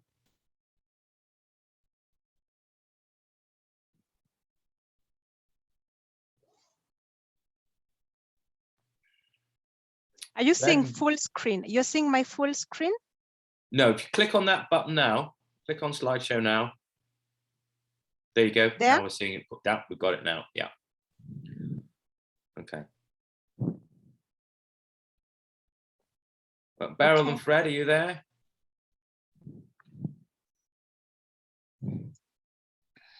Okay, well, I'm sure they'll come in the next minute or so. I'll get you, but I can't wait. I can't wait to be persuaded about travel authorization. So why don't you carry on? You've got 8 minutes. Off you go. Okay. Good morning, everyone. Thank you so much for making time to attend this session. My name is Wangechi, your travel expert. The session today is designed to improve your understanding of travel authorization document and why it pays to raise your own travel authorization document. So by the end of the presentation, you'll be able to understand what a travel authorization document is, how easy it is to raise a travel authorization document, and then I will answer your big question, why your travel document needs you. So what is a travel authorization document? A travel authorization document is the core document that you need for you to do any mission or for you to travel for any workshop or for you to be able to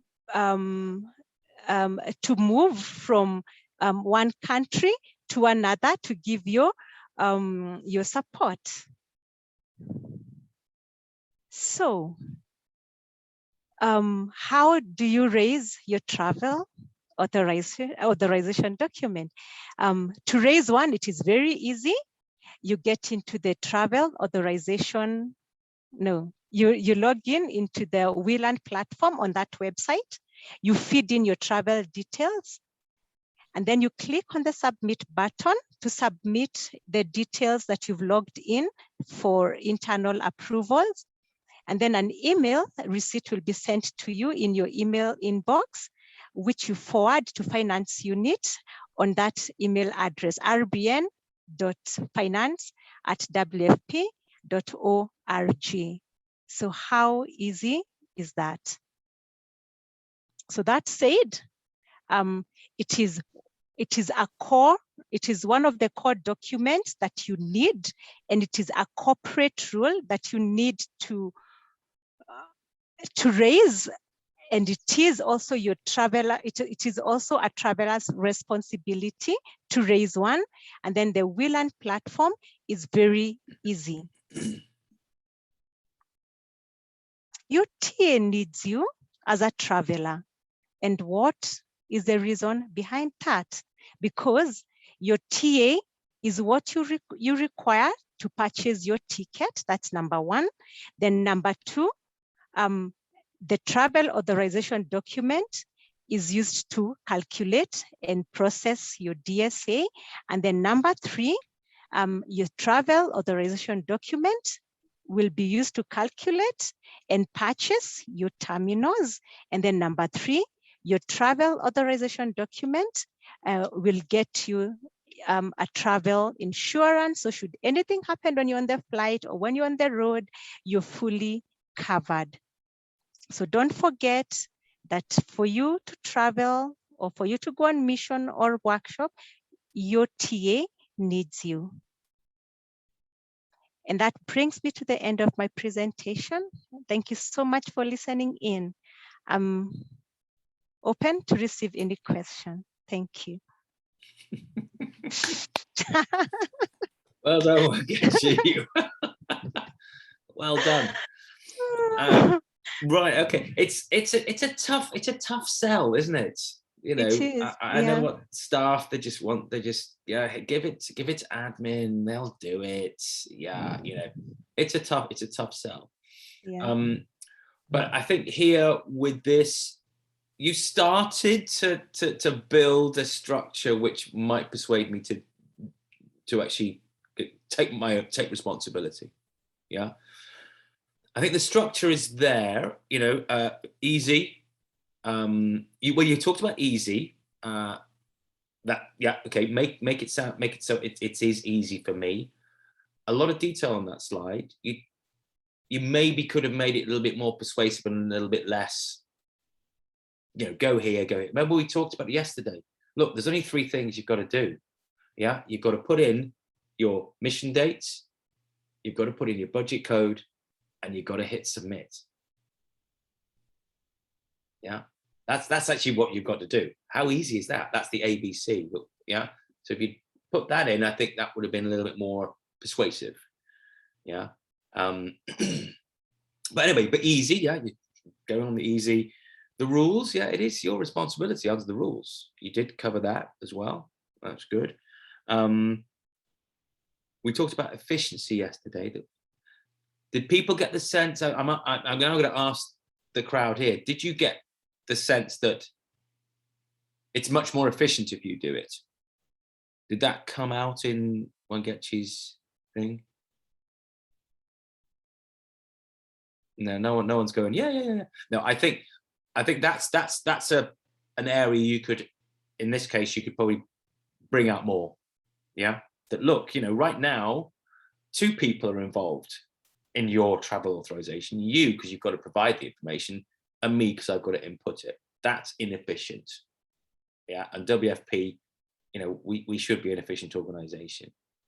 Yeah, I don't think that came out. So there wasn't. I couldn't really get a 3rd theme. I don't know if anybody else could get a 3rd theme out of it. Yeah, but apart from that, there was some, actually, you could have said this is how important the TAA is, because actually it gives you this, you know, your ticket, your DSA, your terminals, and your insurance all in one nice package. Yeah, and the more control you have of it, the better it'll be for you. Yeah. So I think it was all there. I think just got to think about that structure and maybe develop it more. Yeah, and think about, I like your TA needs you. I like that. That could have been a teaser at the start as well. Your TA needs you, not me, you. Yeah. So I think it's a great basis, great starting. Yeah, I think that your TA needs you, that could be the start. What do the others think? What are the others? That's enough of me spouting on. What do the others think of that? Amina.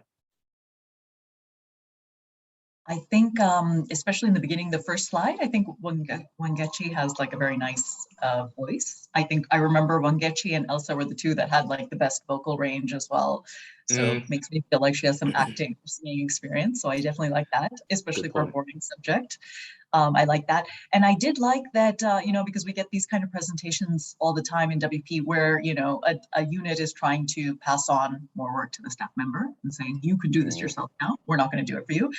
I just attended one the other day where they spent the first 20 minutes talking about how it was going to benefit their unit, because of course they won't have to do the work anymore. And I was like, I don't care. It's not going to help. So I love that she didn't talk about how it's because it's going to make her life easier. I was so happy that she didn't talk about how it's not going to make her life easier. But for sure, there's a lot, because that We Travel system is actually quite good. There's a lot more you can do with that to convince people to use it. Yeah, that's two good points actually. Yeah, Wangechi, you do have, as Amina said, you have a really good, you know, voice and a very comfortable, you know, you possibly a career on the stage. Absolutely. And yes, good point. You were referring to other people. What's in it for them as opposed to what's in it for you, Wangechi, and your team. So that was good. Thank you. Esther, you had your hand up. Yeah. Thanks, Jim. I also wanted to comment on Wangeshi's voice. She has a really soothing voice. It's very entertaining to listen to her, and I really love the presentation. The only thing that I'll mention probably is, were you confusing We Learn and We Travel because you mentioned We Learn twice? Yeah. I picked that up. I think is it We Travel or We Learn? You're on mute.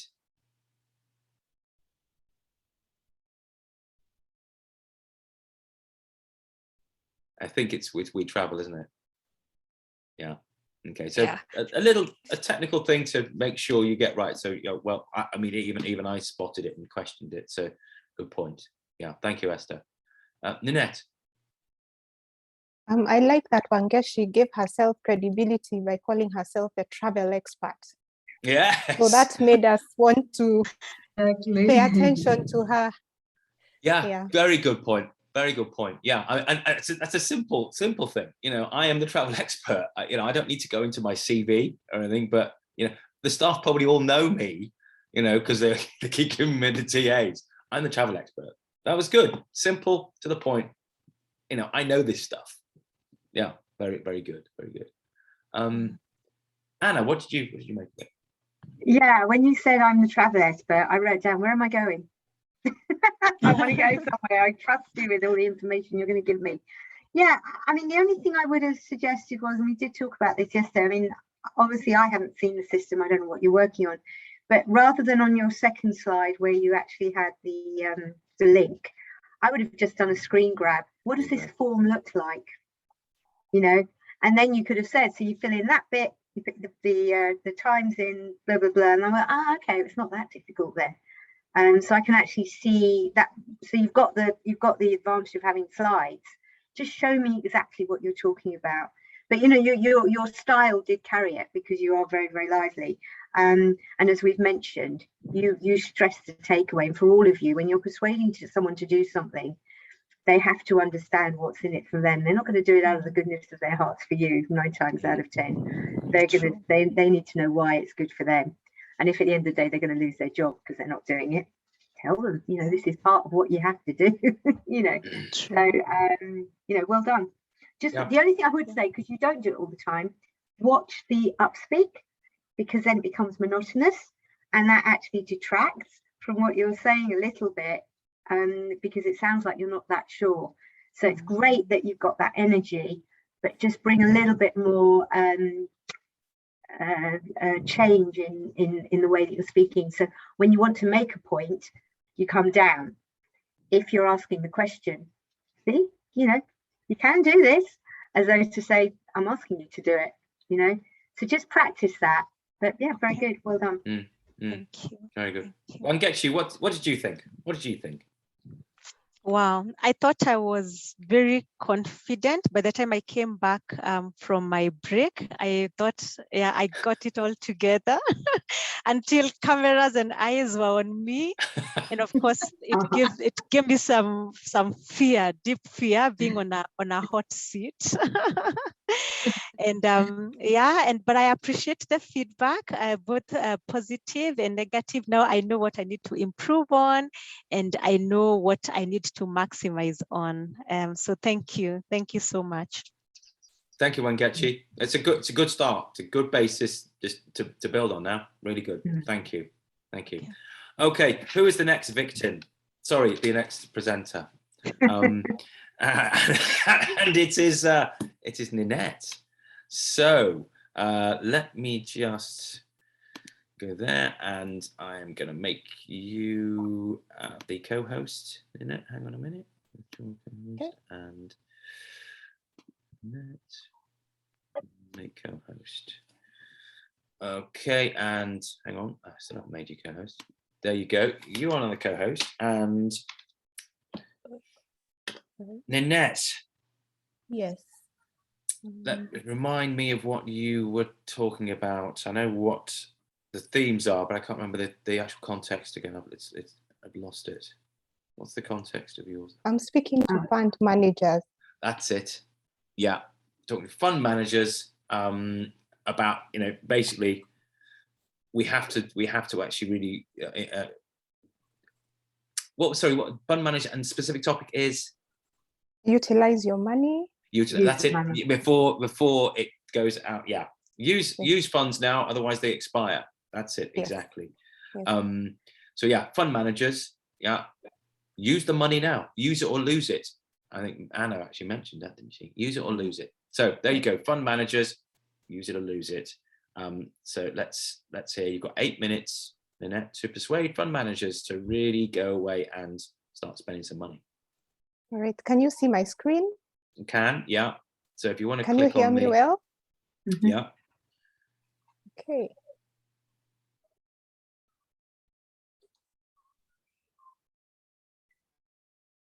All right. Great. Everything There you go. visible? Yeah, it's Okay. good.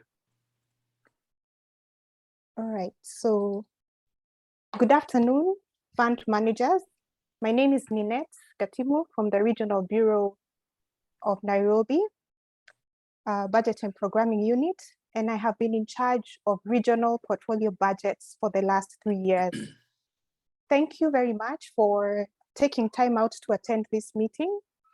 And I will start with a very pertinent question. Would you turn these children away? Would you turn these children away? In reality, this is something that our colleagues in the field have had to do in the past and may continue to do in the future because of your inaction as fund managers sitting in the office at the Regional Bureau of Nairobi. In the next 5 minutes, I will tell you how your inaction as fund managers is taking away the plates from these poor children we can see. Through your poor fund management, this is also leading to reputational risk. And thirdly, it's taking away from our core mandate as WFP, which is to save lives. At the end of the presentation, I'd like each one of you to leave this room with a plan to fully utilize the funding that is available to you before it expires. Last year, 2020, the East Africa region lost $2 million. This $2 million is enough to feed 35,000 school-going children in the Burundi country office school meals project for 1 semester.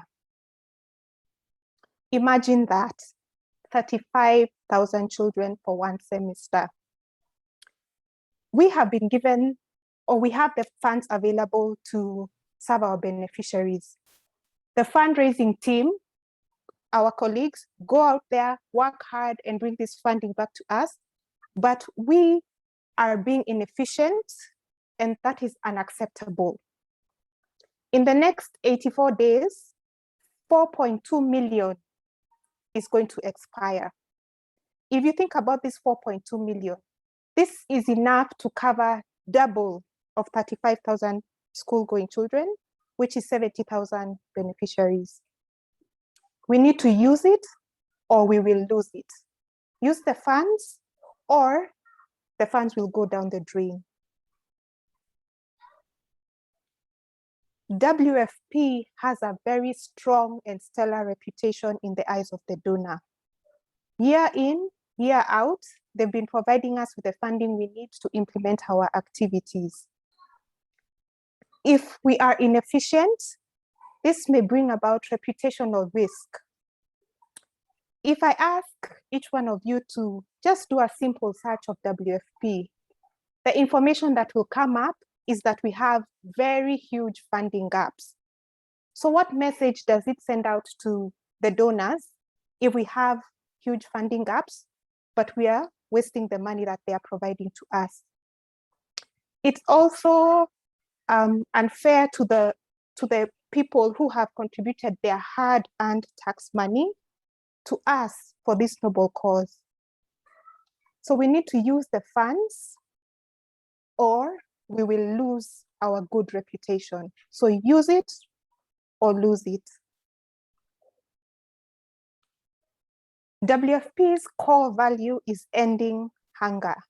And I'm sure you're all familiar with the very catchy and endearing phrase, saving lives, changing lives. As WFP employees, it is each and everyone's responsibility to make sure that they're actually living up to this mandate. I'd like each one of you to think about the year 2020, when we were the winners of the Nobel Peace Prize, and how that made us feel. We were proud, weren't we? So we need to live up to that expectation. Did we really deserve the Nobel Peace Prize? If we are being inefficient and wasting money, did we really deserve it? So we either use the funds or lose lives that we are supposed to be saving. I'll circle back to the question I asked you at the beginning of this presentation. Would you turn these poor children away? If you're not using the funds, that is effectively what you're doing. You're turning these children away. So as funds managers, I'd like to encourage you, let's get spending and let's go towards zero hunger. So I'm available to let each one of you know how much money you have to utilize before it expires at the end of the year. Thank you. And any questions? No, that's another masterclass. You know, another master. I've almost got tears in my eyes. Yeah. Wow. Yeah. Yeah, really very good. Well structured. I knew exactly what was coming. You laid it out for me at the start. It drew me in, you know, would you turn these children away? And then, wow, did it hit hard at the end? Would you turn the children away? Because that's what you're doing if we're not spending our money.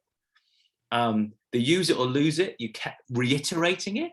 Use it or lose it as in the funding, use it or lose it as in reputation, use it or lose it as in lives. Brilliant. Really effective use of the reiteration. The imagery was good. Yeah. I thought, yeah, it was, yeah, what was that? That was about eight minutes. You covered a lot of material in 8 minutes. You really hit me between the eyes as a fund manager. Yeah, I think, you know, you have to be a pretty cold-hearted fund manager to walk out of that room and not really think, yeah, I really have to take this seriously. I need to go find out get those funds and spend. Absolutely. Yeah, really very, very powerful stuff. If I was going to be nitpicky, and I can, positive criticism. I'd say those analogies of the 35,000 children over one semester, maybe you could have just put that in a visual as well. 35,000 children, 2 million. Yeah. 4.2 million, that's 70 million children over a semester. I think you maybe could have used that a little bit more. I was slightly confused when you'd put up the 4.2 million, the 84 days, but you were talking about 35,000 children in one semester. I was thinking, you said 2 million, but you've got 4.2 million on the screen. So it kind of slightly threw me, but I think you can actually use the 2 million, 35,000 one semester analogy as well as a visual. Yeah, so that's being really picky, I think. Yeah, I think that was a very, very good example of a very, very good presentation. What about the rest of you? What did you think? Esther? Ines, that was a very good presentation. Can you hear me? Yeah. All right, you froze on my screen. So Nineth, that was a very good presentation. And every time that you transition to another slide, I found myself asking, is it really over? It can't be over. You're so engaging. Yeah, and as a fund manager, I wouldn't want to return any money to the donor. After this presentation, I'd go to my country office and burn all the money. Good job. Good job. Yeah. Yeah, really good. Yeah. Amina, did you have your hand up? Yes. Yeah, no, I just wanted to say it was really excellent, really good delivery. I liked the example that really hit home for me was she walked us through it so nicely. She said, if you just research anything about WP, the first thing that comes up, huge funding shortfalls. How does it look if we say we have huge funding shortfalls and then we're not spending our money? I was like, yeah, that's true. Yeah. Yeah, I mean, that's a perfect example of, information stories examples, that supports your theme, yeah? That this hits our reputational risk. And then the vehicle to support that was, yeah, as you say, go and look us up, funding gap. Really? Message. So there you go, that's a prime example of a piece of information stories example to support your theme. Yeah, very good. Beryl, you've got your hand up.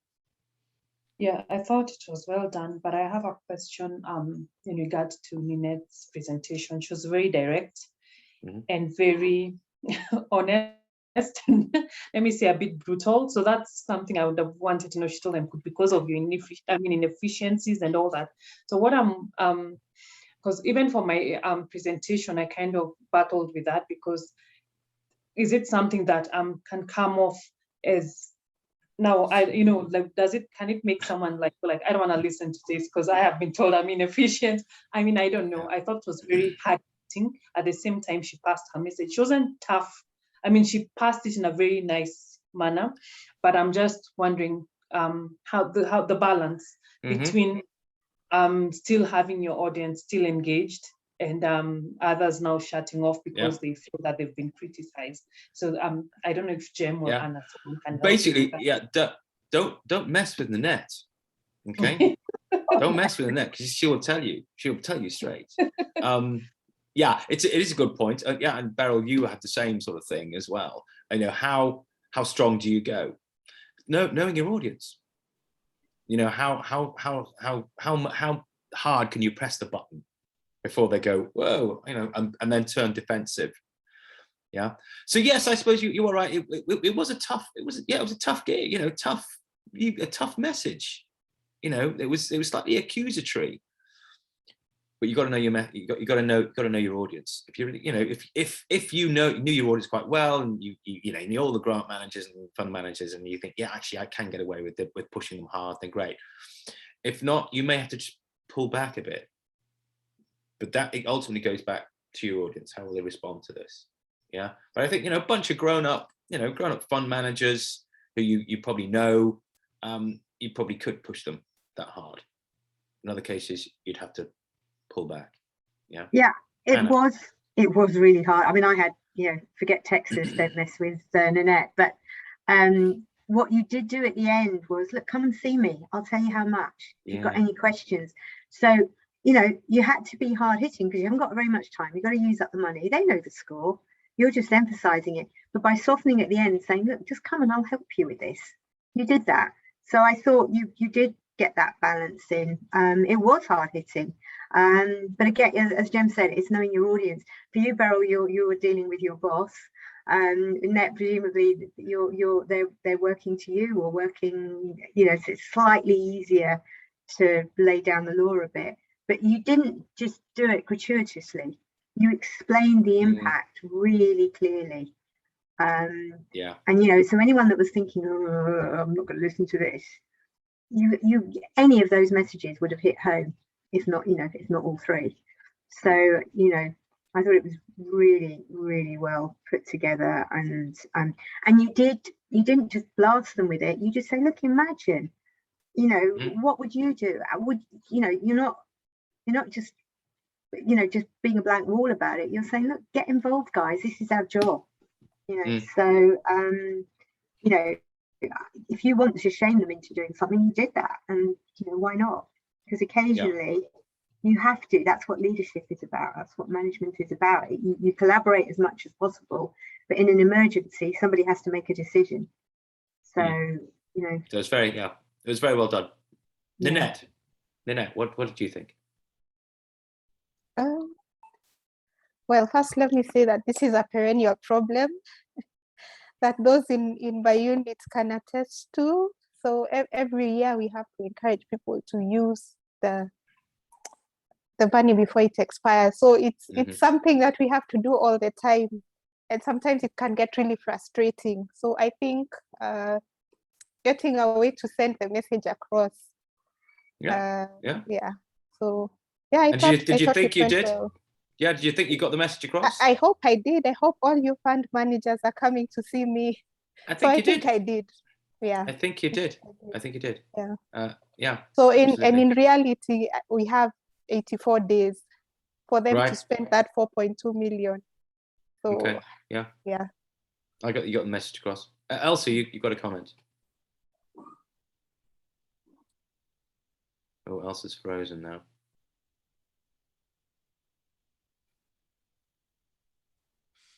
No. Okay. Elsa's frozen. I don't think she has. No, Elsa, you still there? Yeah, I'm still here, but I think I have a bad connection because it was cracking. Can you hear me? Yeah, I can hear you now. Yeah. Yeah, no, I just wanted to confirm that your message was really gone across and received, because if it was me, like I would say, especially the kids that are with the plates, I would send them away if I don't have money. And I can't understand, you know, why I turn them down while I am sitting on money. Yeah, absolutely. Absolutely. So I know it was a bit harsh, and of course we worked together with Ninette, and I fully understand her frustration because we struggle to get funds and at the same time we push people to use their funds. It's I mean, honestly, though it's strong, I mean, that's the right communication to the audience. No, knowing also the audience. Yeah, absolutely.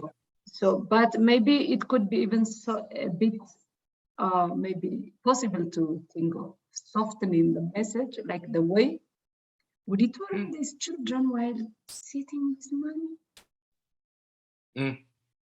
No, you would turn away, you know, for other reasons. But since we have money, we cannot do this. Something like this that could really. Well, just as you say, Elsa, just using your voice, you can change it. Slightly. So, that could a bit soften the message, and yeah, it helps. Absolutely. But honestly, that's necessary. Yeah, super, great. And Fred did comment about that. You know, at the end, you did this to a degree. You know, suggest how you can support them to consume the money. So you've given them a hard time, and then you say, well, yeah, but you know, I'm here to help, and we can do it. We can do this and this and this and this, which you kind of did. But you're absolutely right, Fred. Yeah, if you give them the mechanism after saying you're doing it all wrong or not doing enough, also say this is how it can be done, then that does soften the blow, but also doesn't really detract from your hardcore message. But well done. I think it's a really, really good presentation. Yeah. So in that case, Esther, you've got quite a presentation to follow, really. But you are up next. So what I'm going to do is I am going to bring you in and give you co-host rights, so you can share your screen. And Esther is specific audience wants head of HR. Correct me if I'm wrong, Esther. Head of HR to advocate for a program around staff recognition to the regional director. Okay, so that's what she wants to do. Wants the head of HR to go away and get the regional director to support this recognition program. Okay, so Esther, you have 8 minutes when you're ready. Thank you, Jem. Let me know when you can see my screen. Yeah, we can. All right, great. So my name is Esther Mawea. I'm the HR assistant at the Regional Bureau, supporting workplace culture, performance management. So today I'll be talking to the regional HR business partner with the aim of getting her to advocate an activation of a staff recognition program to the regional director. So my pertinent question for this presentation is, since we launched the 5 WFP values, 1 year later, we want to know, is this really going anywhere?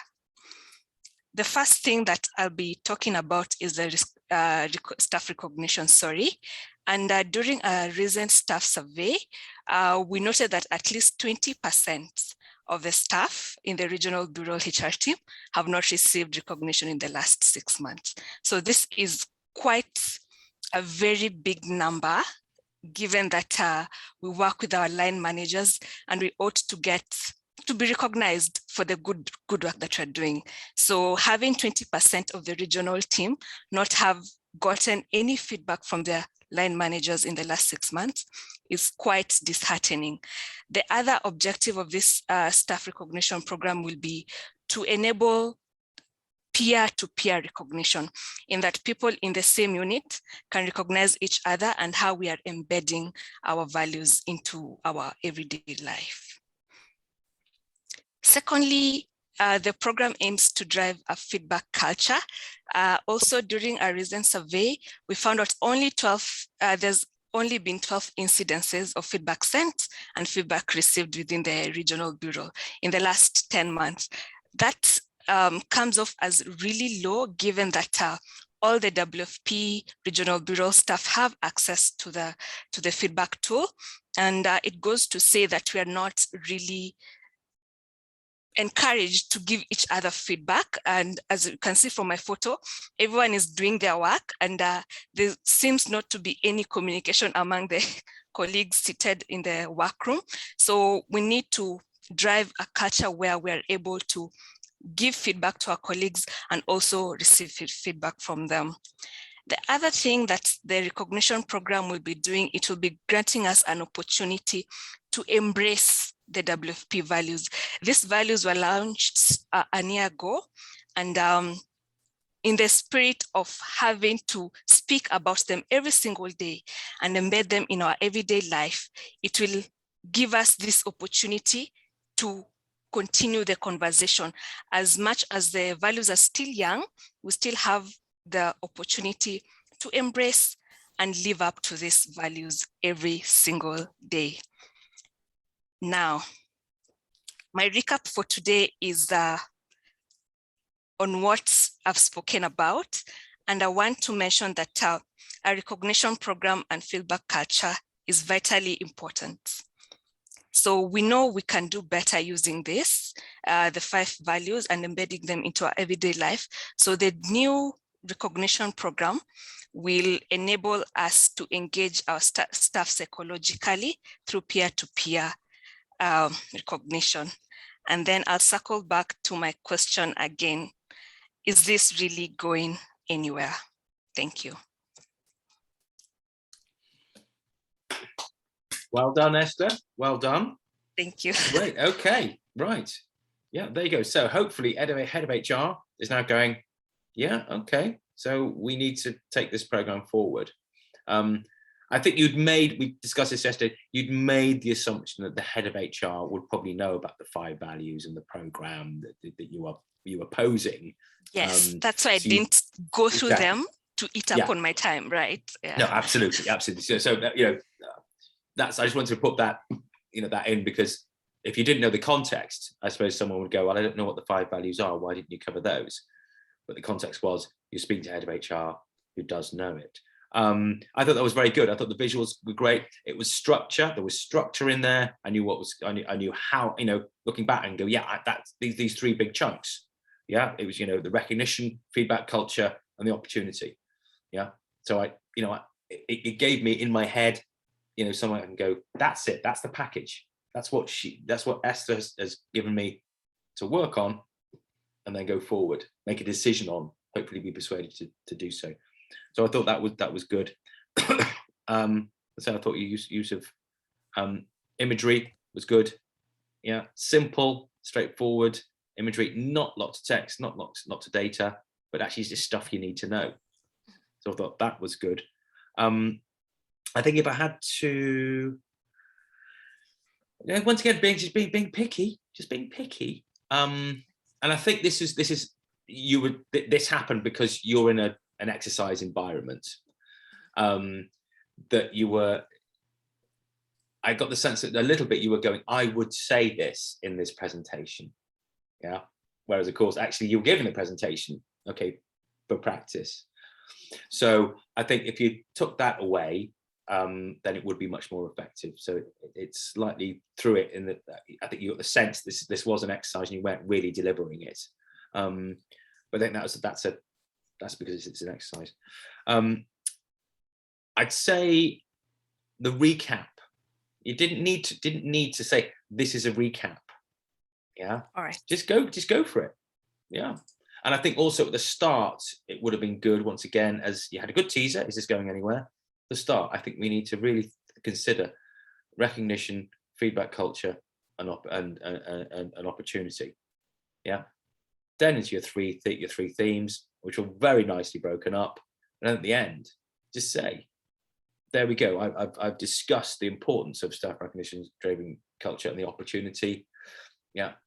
Let's face it, those 5 values have been out for a year. Are they going anywhere? Well, they can if we go forward with this program. I think that might have been another little push, a nudge. Yeah. I think with the opportunity one, small thing, the opportunity was also timely. The opportunity, I think, I didn't get the sense that the opportunity is great because these 5 values are fairly new. They're only a year old. So, they're still quite fresh to be putting out there. I think you could have made a little bit more of that. But really good, really good. So I'm being quite picky here. What the rest of the team think? Amina? I think Esther has very good delivery. So I think she has a good, clear and loud voice. And I think that's just helpful to kind of keep focused on what she's saying. And I like that it's 5 slides, which are the intro, the 3 themes, closing, very nice and clean, and it aligns with what she's saying. Yeah, it's true. Yeah, it is. It's nice and clean. Yeah, there's no wastage here. So yeah, that was very good. And yes, good, but yeah, good delivery, comfortable. You're all very no one's coming across as shy and I don't want to present. All coming across as very confident. Yeah. Anybody else in the team want to comment? Okay, Anna, what did you make of it? Yeah, I mean, you've got lovely manner. You did good pace. You kept it simple. It was very clear. At the end when you said, "Is this going anywhere?" I'm probably, as Jem said, well, let's make it go somewhere. The opportunities now. So just to conclude it a little bit more. But yeah, I think Jem's covered everything. And you've kept it simple, so it's easier to remember as well. So well done. Absolutely. No, for some reason I just lost you on the screen. Where are you? There you go. There you are. Super. Right, Esther, what about you? What did you think?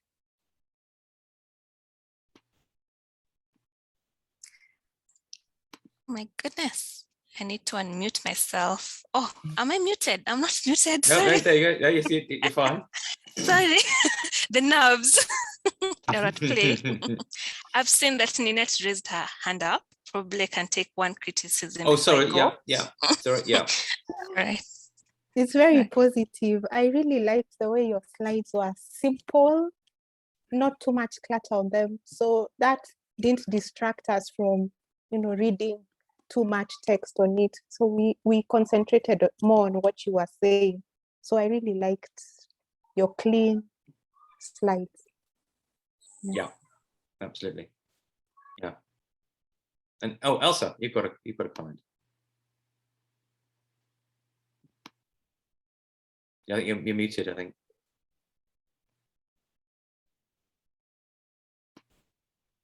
Sorry, I'm so sorry. This is the popular word since the COVID has started. I'm on. Yes, it is. Yes. Okay. So yes, she's got really very good deliberate voice and presentation. What I loved is also the third slide. Everybody just works the way he wants, and no one seems to be bothered to give a feedback or to take an action to correct it. So it was well explanatory image. Yeah, over. Yeah, absolutely.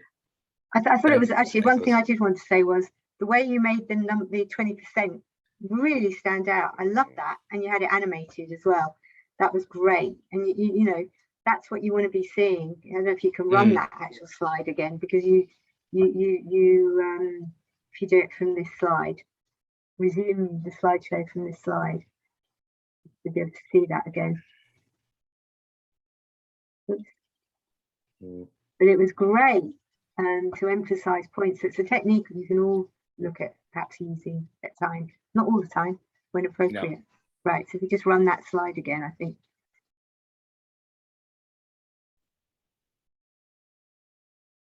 All right.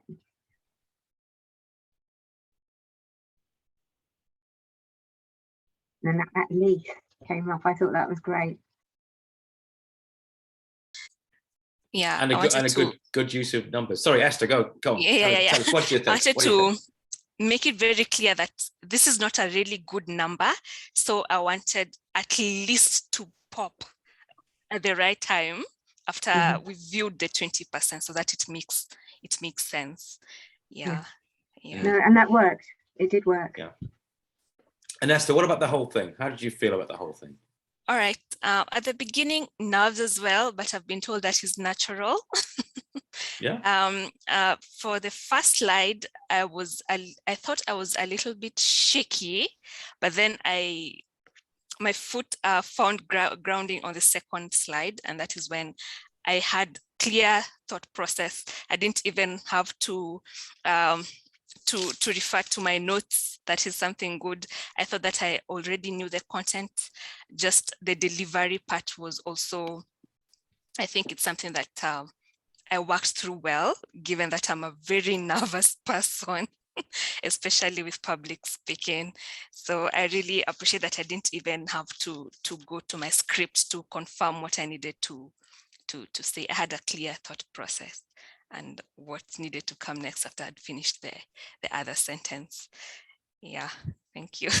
Great, thank you. Well, you didn't come across as nervous at all. I mean, people are nervous. You didn't, and that's because you was good. Applying a bit of thought to this, a bit of preparation and practice is the best way to alleviate nerves, and also having the safety blanket.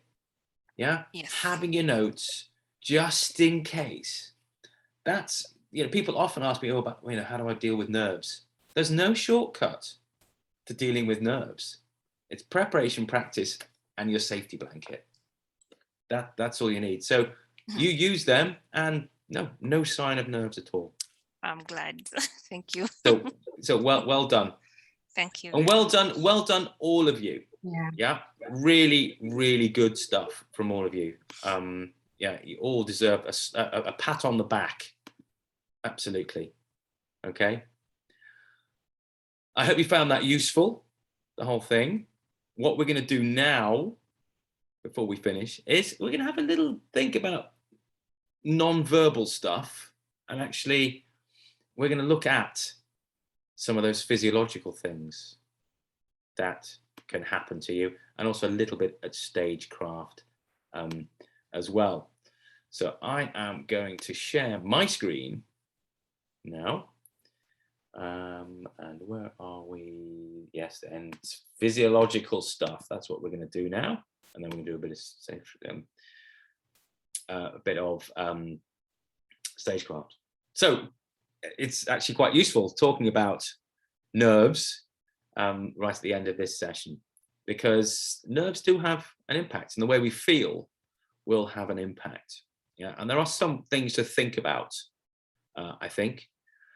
The physiological impact. So, you know, when you are about to go and give a presentation, especially in front of people for real, you know, remember the good old days, we had real presentations from real people, you know, your blood sugar starts going wild.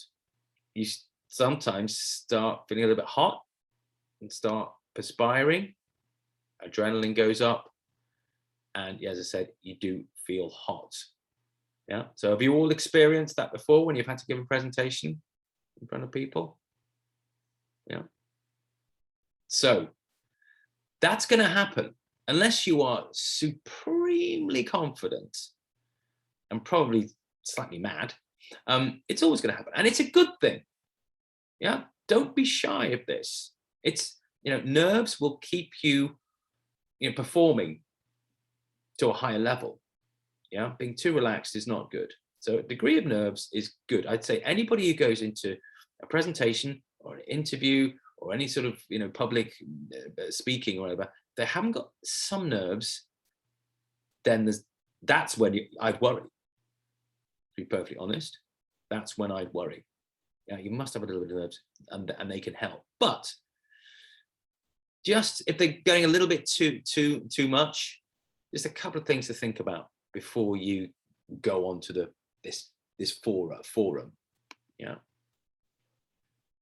Eat properly beforehand. Yeah, it sounds simple, but some people, you know, if it's a really big presentation, you know, in the morning, they're like, oh, I don't feel like eating, I'm nervous, my stomach's rumbling or whatever. No, eat properly beforehand. Yeah, it will help you, it will give you energy, which you will need. Yeah. Always have water during a presentation, even if it's a short presentation. Yeah, because you never know when you might just need to do that. And there's nothing wrong with doing that. Nothing wrong with just taking a drink. Take seconds. It loosens things up when they've got dry, because actually, you know, you are feeling nervous, your mouth's going dry. But have water available. Don't be there thinking, oh, no, I haven't got any water and I'm halfway through a presentation, my mouth's going a bit dry. Make sure you've got it there, okay? Don't drink lots beforehand for obvious reasons, especially if you're giving a 45-minute presentation.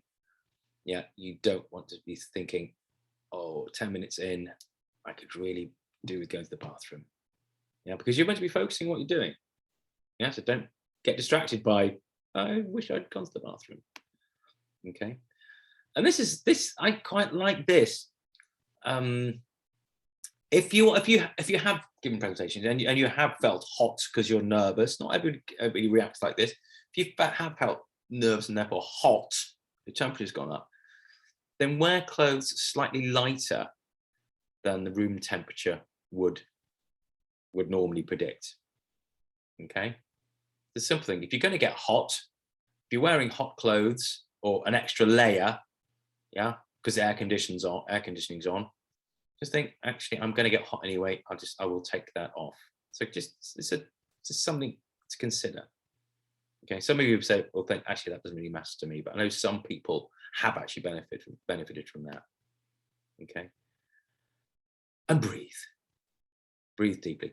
I don't think this could be a problem with all of you. All of you, the way you deliver is not really a big problem. Yeah, but some people do actually start going and hold their breath, and then it starts affecting the way their voice comes out, and their cadence and their speed. The laser of their voice goes all over the place. So breathe deeply. Yeah, don't forget to breathe, otherwise you keel over, and that really does ruin a presentation. Okay, but ultimately, as I've just said, there is no shortcut to this. There is no shortcut to getting around nerves. One, embrace them. They are a good thing. But if they get too much, it's probably because you haven't prepared and practiced enough. So prepare and practice. And have your safety blanket. That's the only way you're going to reduce nerves, realistically. There is no shortcut. But don't be afraid of nerves either. Okay? But with all of you, I think I haven't got a problem. I think you'll all be absolutely fine. You know, there's no one here who is exhibiting any nerves, even though you might feel it. You're not exhibiting it at all. Okay. Are there any questions about the physiological elements that might come out? Wangechi, yeah. What's the solution if you had already prepared well and then you lose words and you don't know what to say? What's the best solution? That's the best solution. Words can just refuse to come out.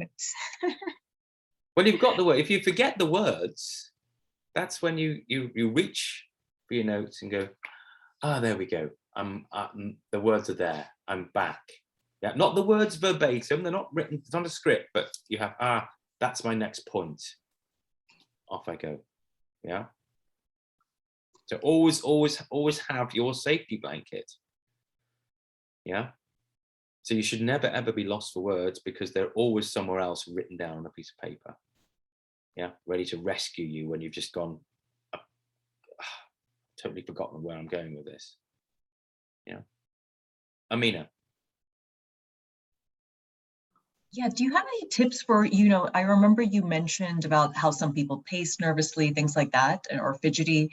I have the opposite problem. I'm a bit stiff. So this is very comfortable. I love presenting from the computer because I'm covered, I'm not exposed, but if you guys were seeing me fully, I'm like glued to one spot. I try to move, but it's very unnatural. Okay, we're gonna come to that in a second. We're gonna touch on stagecraft. We're not going to go into a lot of stagecraft, because obviously it doesn't really apply to this, and you can't really teach stagecraft over this mechanism. But we are going to talk about it.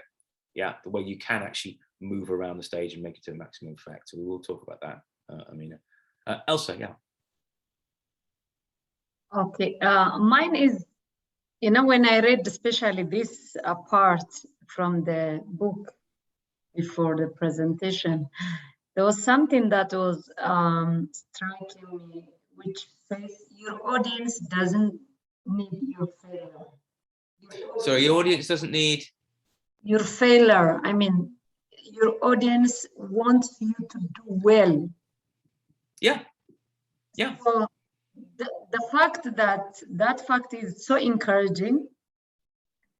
And it means they are also understanding, those adrenals or those nerves, because we are all human beings. Yeah. So knowing that would also give you some sort of, ease for you when you come in. But I wanted to ask you, how realistic is this in like, of course, it could be the same, because that time it was talking about the context of people who are taking in TED, when they made the speech. Yeah. Then how realistic is it the same in all the environments? Well, there probably is. But I've given lots of presentations and stuff, and I've sat through many, like you, all you, and I tend to think positively of the human spirit, and the most people in your audience will also know that it's a nerve-wracking experience. Yeah. I'm glad I'm sitting here in the audience and they're up there. Yeah. So there is that. Yeah. So from that, there is this sort of psychological urge to cheer you on at some level. Yeah. They don't want you to fail. Yeah. Oh, yeah, there may be some in the audience who are just weird and just, like to see someone screw up. But by and large, the audience they're on your side. Yeah. In terms of you presenting, okay, you can turn them off pretty quickly by saying stuff that they don't want to hear. But by and large, they're sitting there and that they want you to succeed. One, they want you to succeed, and two, they want to be informed, entertained. Yeah. They want to get something positive out of this. Otherwise, you're just wasting their time. So there will be research, but I think it's a good point you make. If you do remember that, by and large, audiences, they want you to succeed. They don't want you to fail. Yeah. So yeah. Let me just give you one example, if I don't take too much of your time. It was not in a work setup or environment, and it was in a stage. And when I go, well, I was so nervous that time and say, wow, today I am nervous. That's what I said. I just acknowledged. And one person said, hey, Elsa, you are always brave. Go ahead. And then that adrenaline has gone. And it was so catchy that the audience was so responding and listening. I found it, I thought it was negative, but it turns out positive. So when I read that, I recall that experience. Yeah, absolutely. That's a good example. Yeah. Where, when you can feed off the positivity of the audience and go, yeah, you're brave. Go on, go and do it. Feed off it. Yeah. Anna, you've got a quick point. Yeah, one of the things I try to do, whether it's I'm going for an interview or I'm doing an interview or I'm speaking, is if there is someone nearby that I can chat to before I'm due on, it just helps me to relax. So you're not standing around waiting and then the nerves will build up. So I don't care who it is. It could be the receptionist, it could be the producer. I'll just yap and chat, and that just tends to relax me. It's one of the things that I do. So when I'm on, it's just a continuation of having a normal conversation with someone. It's just, you're just stepping up a gear when you're in front of an audience. But, so if you do find yourself getting nervous, chat to someone or do the deep breathing beforehand. Yeah, so. Yeah. Absolutely. You'll all be fine. You are all going to be fine. I don't think there's anybody here who I'd be thinking, oh, don't put them on, in front of a load of people. They're all going to be fine. But if you were in front of people in the good old days, where you went in front of people, not on Zoom, there's quite a bit to stagecraft, but we can't cover a lot of it, because this mechanism doesn't help us. There's a bit more in the workbook, which you can read, but Amina raised a point about, okay, how can I actually move? I think I've said before, probably the most important visual aid really is the presenter themselves, the human being, which is delivering. Yeah, you may have some fantastic visuals and stuff like that, which are great, but actually you are the prime focus of the audience. So one thing I'd say is use that. If you're in public and may say you have a space to work in at the front of a room or a stage even, or whatever it's called, stagecraft. And I'd say one of the best things is use your body, get out there. Don't be stuck behind a lectern. Yeah. Because then all of a sudden you usually become a static object. Yeah. One way to think about, okay, how do I actually start moving around without sort of wandering around aimlessly on a stage or in front of people, is to do something called anchoring. Yeah. And it works especially with the message house, the three messages. Yeah. If you imagine the audience is there, yeah, what we do is we actually anchor what we are saying in geophysical space. So if you imagine there on the screen, you've got the audience in front of you, that you start in front of them. Yeah. Then, once you've done your intro, you move to one side of the stage and talk about theme 1. Off you go, theme 1. 1 minute, 2 minutes, 3 minutes, 10 minutes even. It could be a lot longer. Yeah. Then you move to the middle again, theme 2. So you're anchoring in space, that when you are actually in this space, I'm talking about this thing. And then you move to theme 3 on the other side of the space. Yeah. Finally, towards the end, your outro, yeah, you're coming back to the teaser, coming circular, coming back. I'm saying, yeah, I'm going to recap. You come back to the middle. So in terms of geophysical space, you're doing a little journey. You're going from the middle to the side, across, and back. Yeah. So in geophysical space, you're doing a circular journey, circular storytelling. You're supporting the circular storytelling.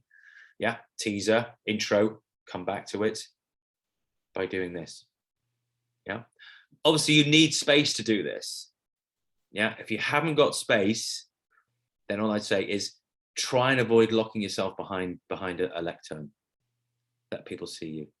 Let people see you. And just move gently. Move gently. You don't have to move a lot. Yeah. Amina. So I think a lot of our setups are usually when we're presenting, it will be in a big room. So we have space, but we have a PowerPoint presentation behind us that's pretty low. So I think we can't do the center one. Or what would you suggest? Do we still do the center and block the presentation behind us? Is that okay? No, what you could do, I mean, this is a more simpler way. You could actually move from one side to the other, but only when there's you've got a blank screen or very little on the screen. Yeah. Because that gives a bit of variation. It gives a bit of variation. Yeah. But you're right. Yeah, that is a problem. Is if it's a low screen and you've got a projector in front of you, then it doesn't work. Yeah. If the projector's behind you, then you could still consider, actually, I can still move around because I'm not shadowing. Yeah. You don't want to block it off completely. Yeah. So yeah, you've got to be realistic with the conditions that you're actually in. Yeah. And then when when you're obviously moving, be it just next to the lectern doing a little moving, think about your body language as well. Yeah. Anybody else got any comments? So it's a really simple. There are other things there are proxemics, all sorts of stuff that go along with stagecraft, but we're getting quite deep into it. Some of it's covered in the app. This is probably the one that is most useful. And if you take away from here, movement in geographical space to anchor a theme is a good thing if you can do it. Okay. Just one other thing, if you can, I always step away from the lectern anyway, even if it's just the side of it. Apart from the fact I'm really short, so often they come up to here on me, that's all they can see.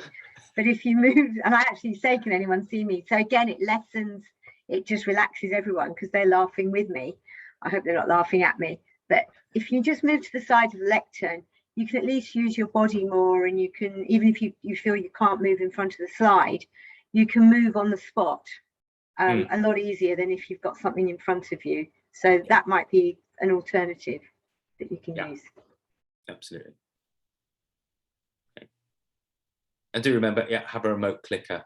When we talked about remote clicker in these presentations, Otherwise, you've got to, even if you've got all the space in the world to move, you have to keep going back to the computer. Not good. Okay. Well, with that, we're on time.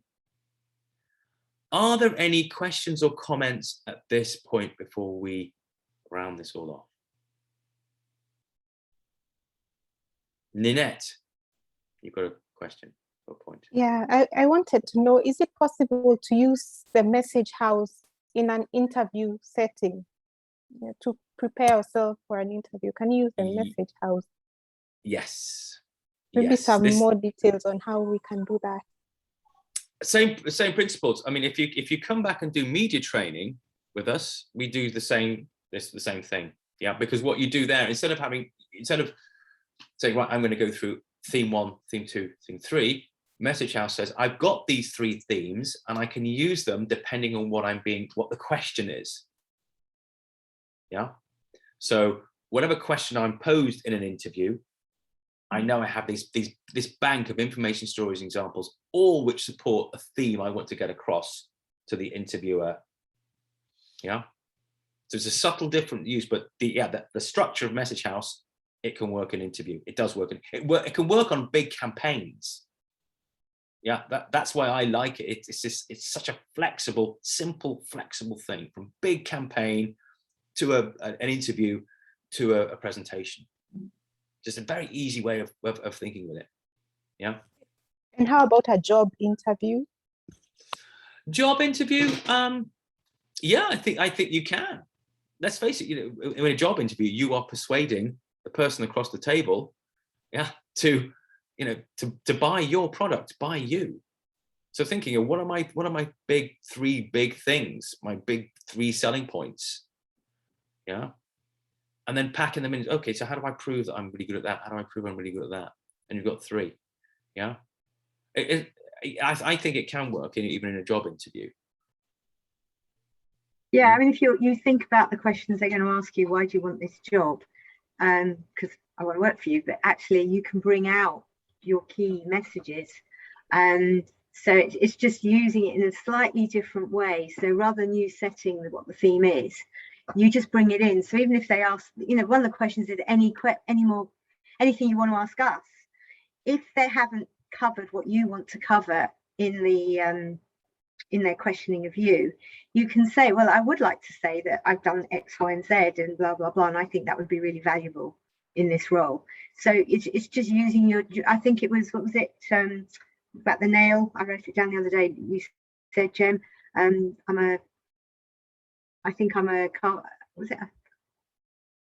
have a hammer and only nails can be used. Yeah. What was it? Yeah. It was something. If you have a hammer, then you only see nails as problems. Yeah. I mean, you can use a hammer, but you can use it in different ways. You can use the handle for things. You can do. So it's just knowing, your topics and your themes so well that you can pull them out on any occasion and use them in different ways. And that's just come through practice. Yeah. Amina. Yeah, no, I just wanted to say that this was probably the best training I've had in my professional career. It was so good. The amount of time was perfect. You guys are amazing. Really, really good. I just wish it actually was a bit longer. Like, I wish we could maybe next week do the same thing and then have a stab at another presentation on a different topic. So if you guys develop like kind of this was maybe a beginner's course, an intermediary course, it would be amazing. Yeah, it was really great. And especially doing it on the computer, I'm always like, Zoom, I'm tired of this. I don't want to attend, but it's so easy to be distracted by emails or something. And I was fully concentrated the whole time. It was so good. And this group was so, yeah, really amazing, really amazing. Thank you very much for those very kind words. Thank you. And actually, likewise, I always find these sessions brilliant. I learn so much from all of you, and also it's from a trainer's point of view, it is so heartening and helps us so much when we have people like you who are engaged. Who engage in the process, and all of you have. So from me, and I'm sure from Anna, thank you very much for that. Definitely. Esther, you've got your hand up. Yes, I do. I also needed to shout you guys out. Jem and Anna, you've been really supportive, especially with the mentorship. I have an upcoming presentation and I know things will never be the same again. I'm going to get everything that I want to the presentation that I'm going to make. So thank you so much for the mentorship. Good. Well, good. Put it to good use. Absolutely. Don't now you've learned it. Go and use what what you've learned, and you'll all do very, very well, I think. Yes. And I'm wishing my fellow students all the best. Thank you. Good. Well, one thing you can do, there are a couple of next steps before we finish, is the post-training survey. Yeah, that is on the LMS. It's now open. It's there. You've seen it already. Yeah. So go to the LMS session 4. I'll just show you here. So session. Oh dear. If you go to the bottom, yeah, it is there. Okay, post-training survey. But you will also get certificates. But only dependent on filling out the survey. Okay, yeah, it's my little behavioral nudge to you. Yeah, fill out the survey, please. So yeah, do that, and then within about a week's time, I will get Tracy to email everyone saying, here you go, and you can then go to the LMS and download a certificate, which is CIPR accredited, Chartered Institute of Public Relations accredited. And then before we go, we're going to do a group photo. But first, Elsa, you've got a hand up. Yeah, I just wanted to echo what everybody has said. We really enjoyed. Sometimes, training in WFP could be painful because at the same time, you will have to do so many things. And when I see the assignments, oh my God, would I be able to cope up with all the other assignments that I have to do? And again, this is, but then when you see, I mean, it's worth of paying extra time because it's useful and not only for the office environment, but it goes beyond that. So thank you so much. Thank you. You're most welcome. Thank you. Yeah. So we're about to do a group photo. Yeah. Amina's getting ready. I can see. Yeah, I was getting ready. Remember, practice, preparation, and passion. You've all got passion. It's there. Preparation and practice. And from Anna and me, well done. Thank you. And good luck. Yeah. And very good luck. I'm going to come out of this slideshow now. Because what I'm going to do is I'm going to stop share. So I have got you in maximum visibility. And I'm going to take a shot of everybody. Hopefully we've got everyone on the screen. Yeah, there we go. And everybody get ready to wave. And I'm just going to do a quick screenshot. Hang on a second. Everybody wave. There you go. Selfie done. That's our selfie. Okay. I'm going to put that on Twitter. Is everybody happy with that? It's going to go on Twitter. I will also put it in the LMS as well, so you can take it away. But yeah, it looks pretty good picture. Pretty good picture. Good. Yeah. Okay. Well, with that, we're a few minutes over time. My apologies for that. Once again, thank you very much for your time. Thank you for being so engaging in the process. And I look forward to maybe meeting up with you in future, any future work we do with WFP. Anna, any final words? No, honestly, I was saying to Jem, I love doing this stuff because I love seeing how you grow and the creativity, and you guys are so engaged. And thank you that I know I wasn't with you all the whole course, but I just seeing how you've progressed has just been so gratifying for us as trainers. So really wish you all the best with all of this. And yeah, we hope we see you again for more training and whatever else. And yeah, we're on social media, so please follow, like, whatever, and I'm sure the odd question we can try and help or whatever. So yeah. Great. Thank you very much, everybody. Enjoy the rest of your weekend. Good luck with all your presentations, whether they be next week or in 3 months' time or whatever. Okay. Thank you. Thank you. Thanks a lot. Bye, everybody. Bye. Bye. Bye. Bye. Have a good afternoon. Thank you. The sun's finally coming out. Bye. Bye. Bye. Bye.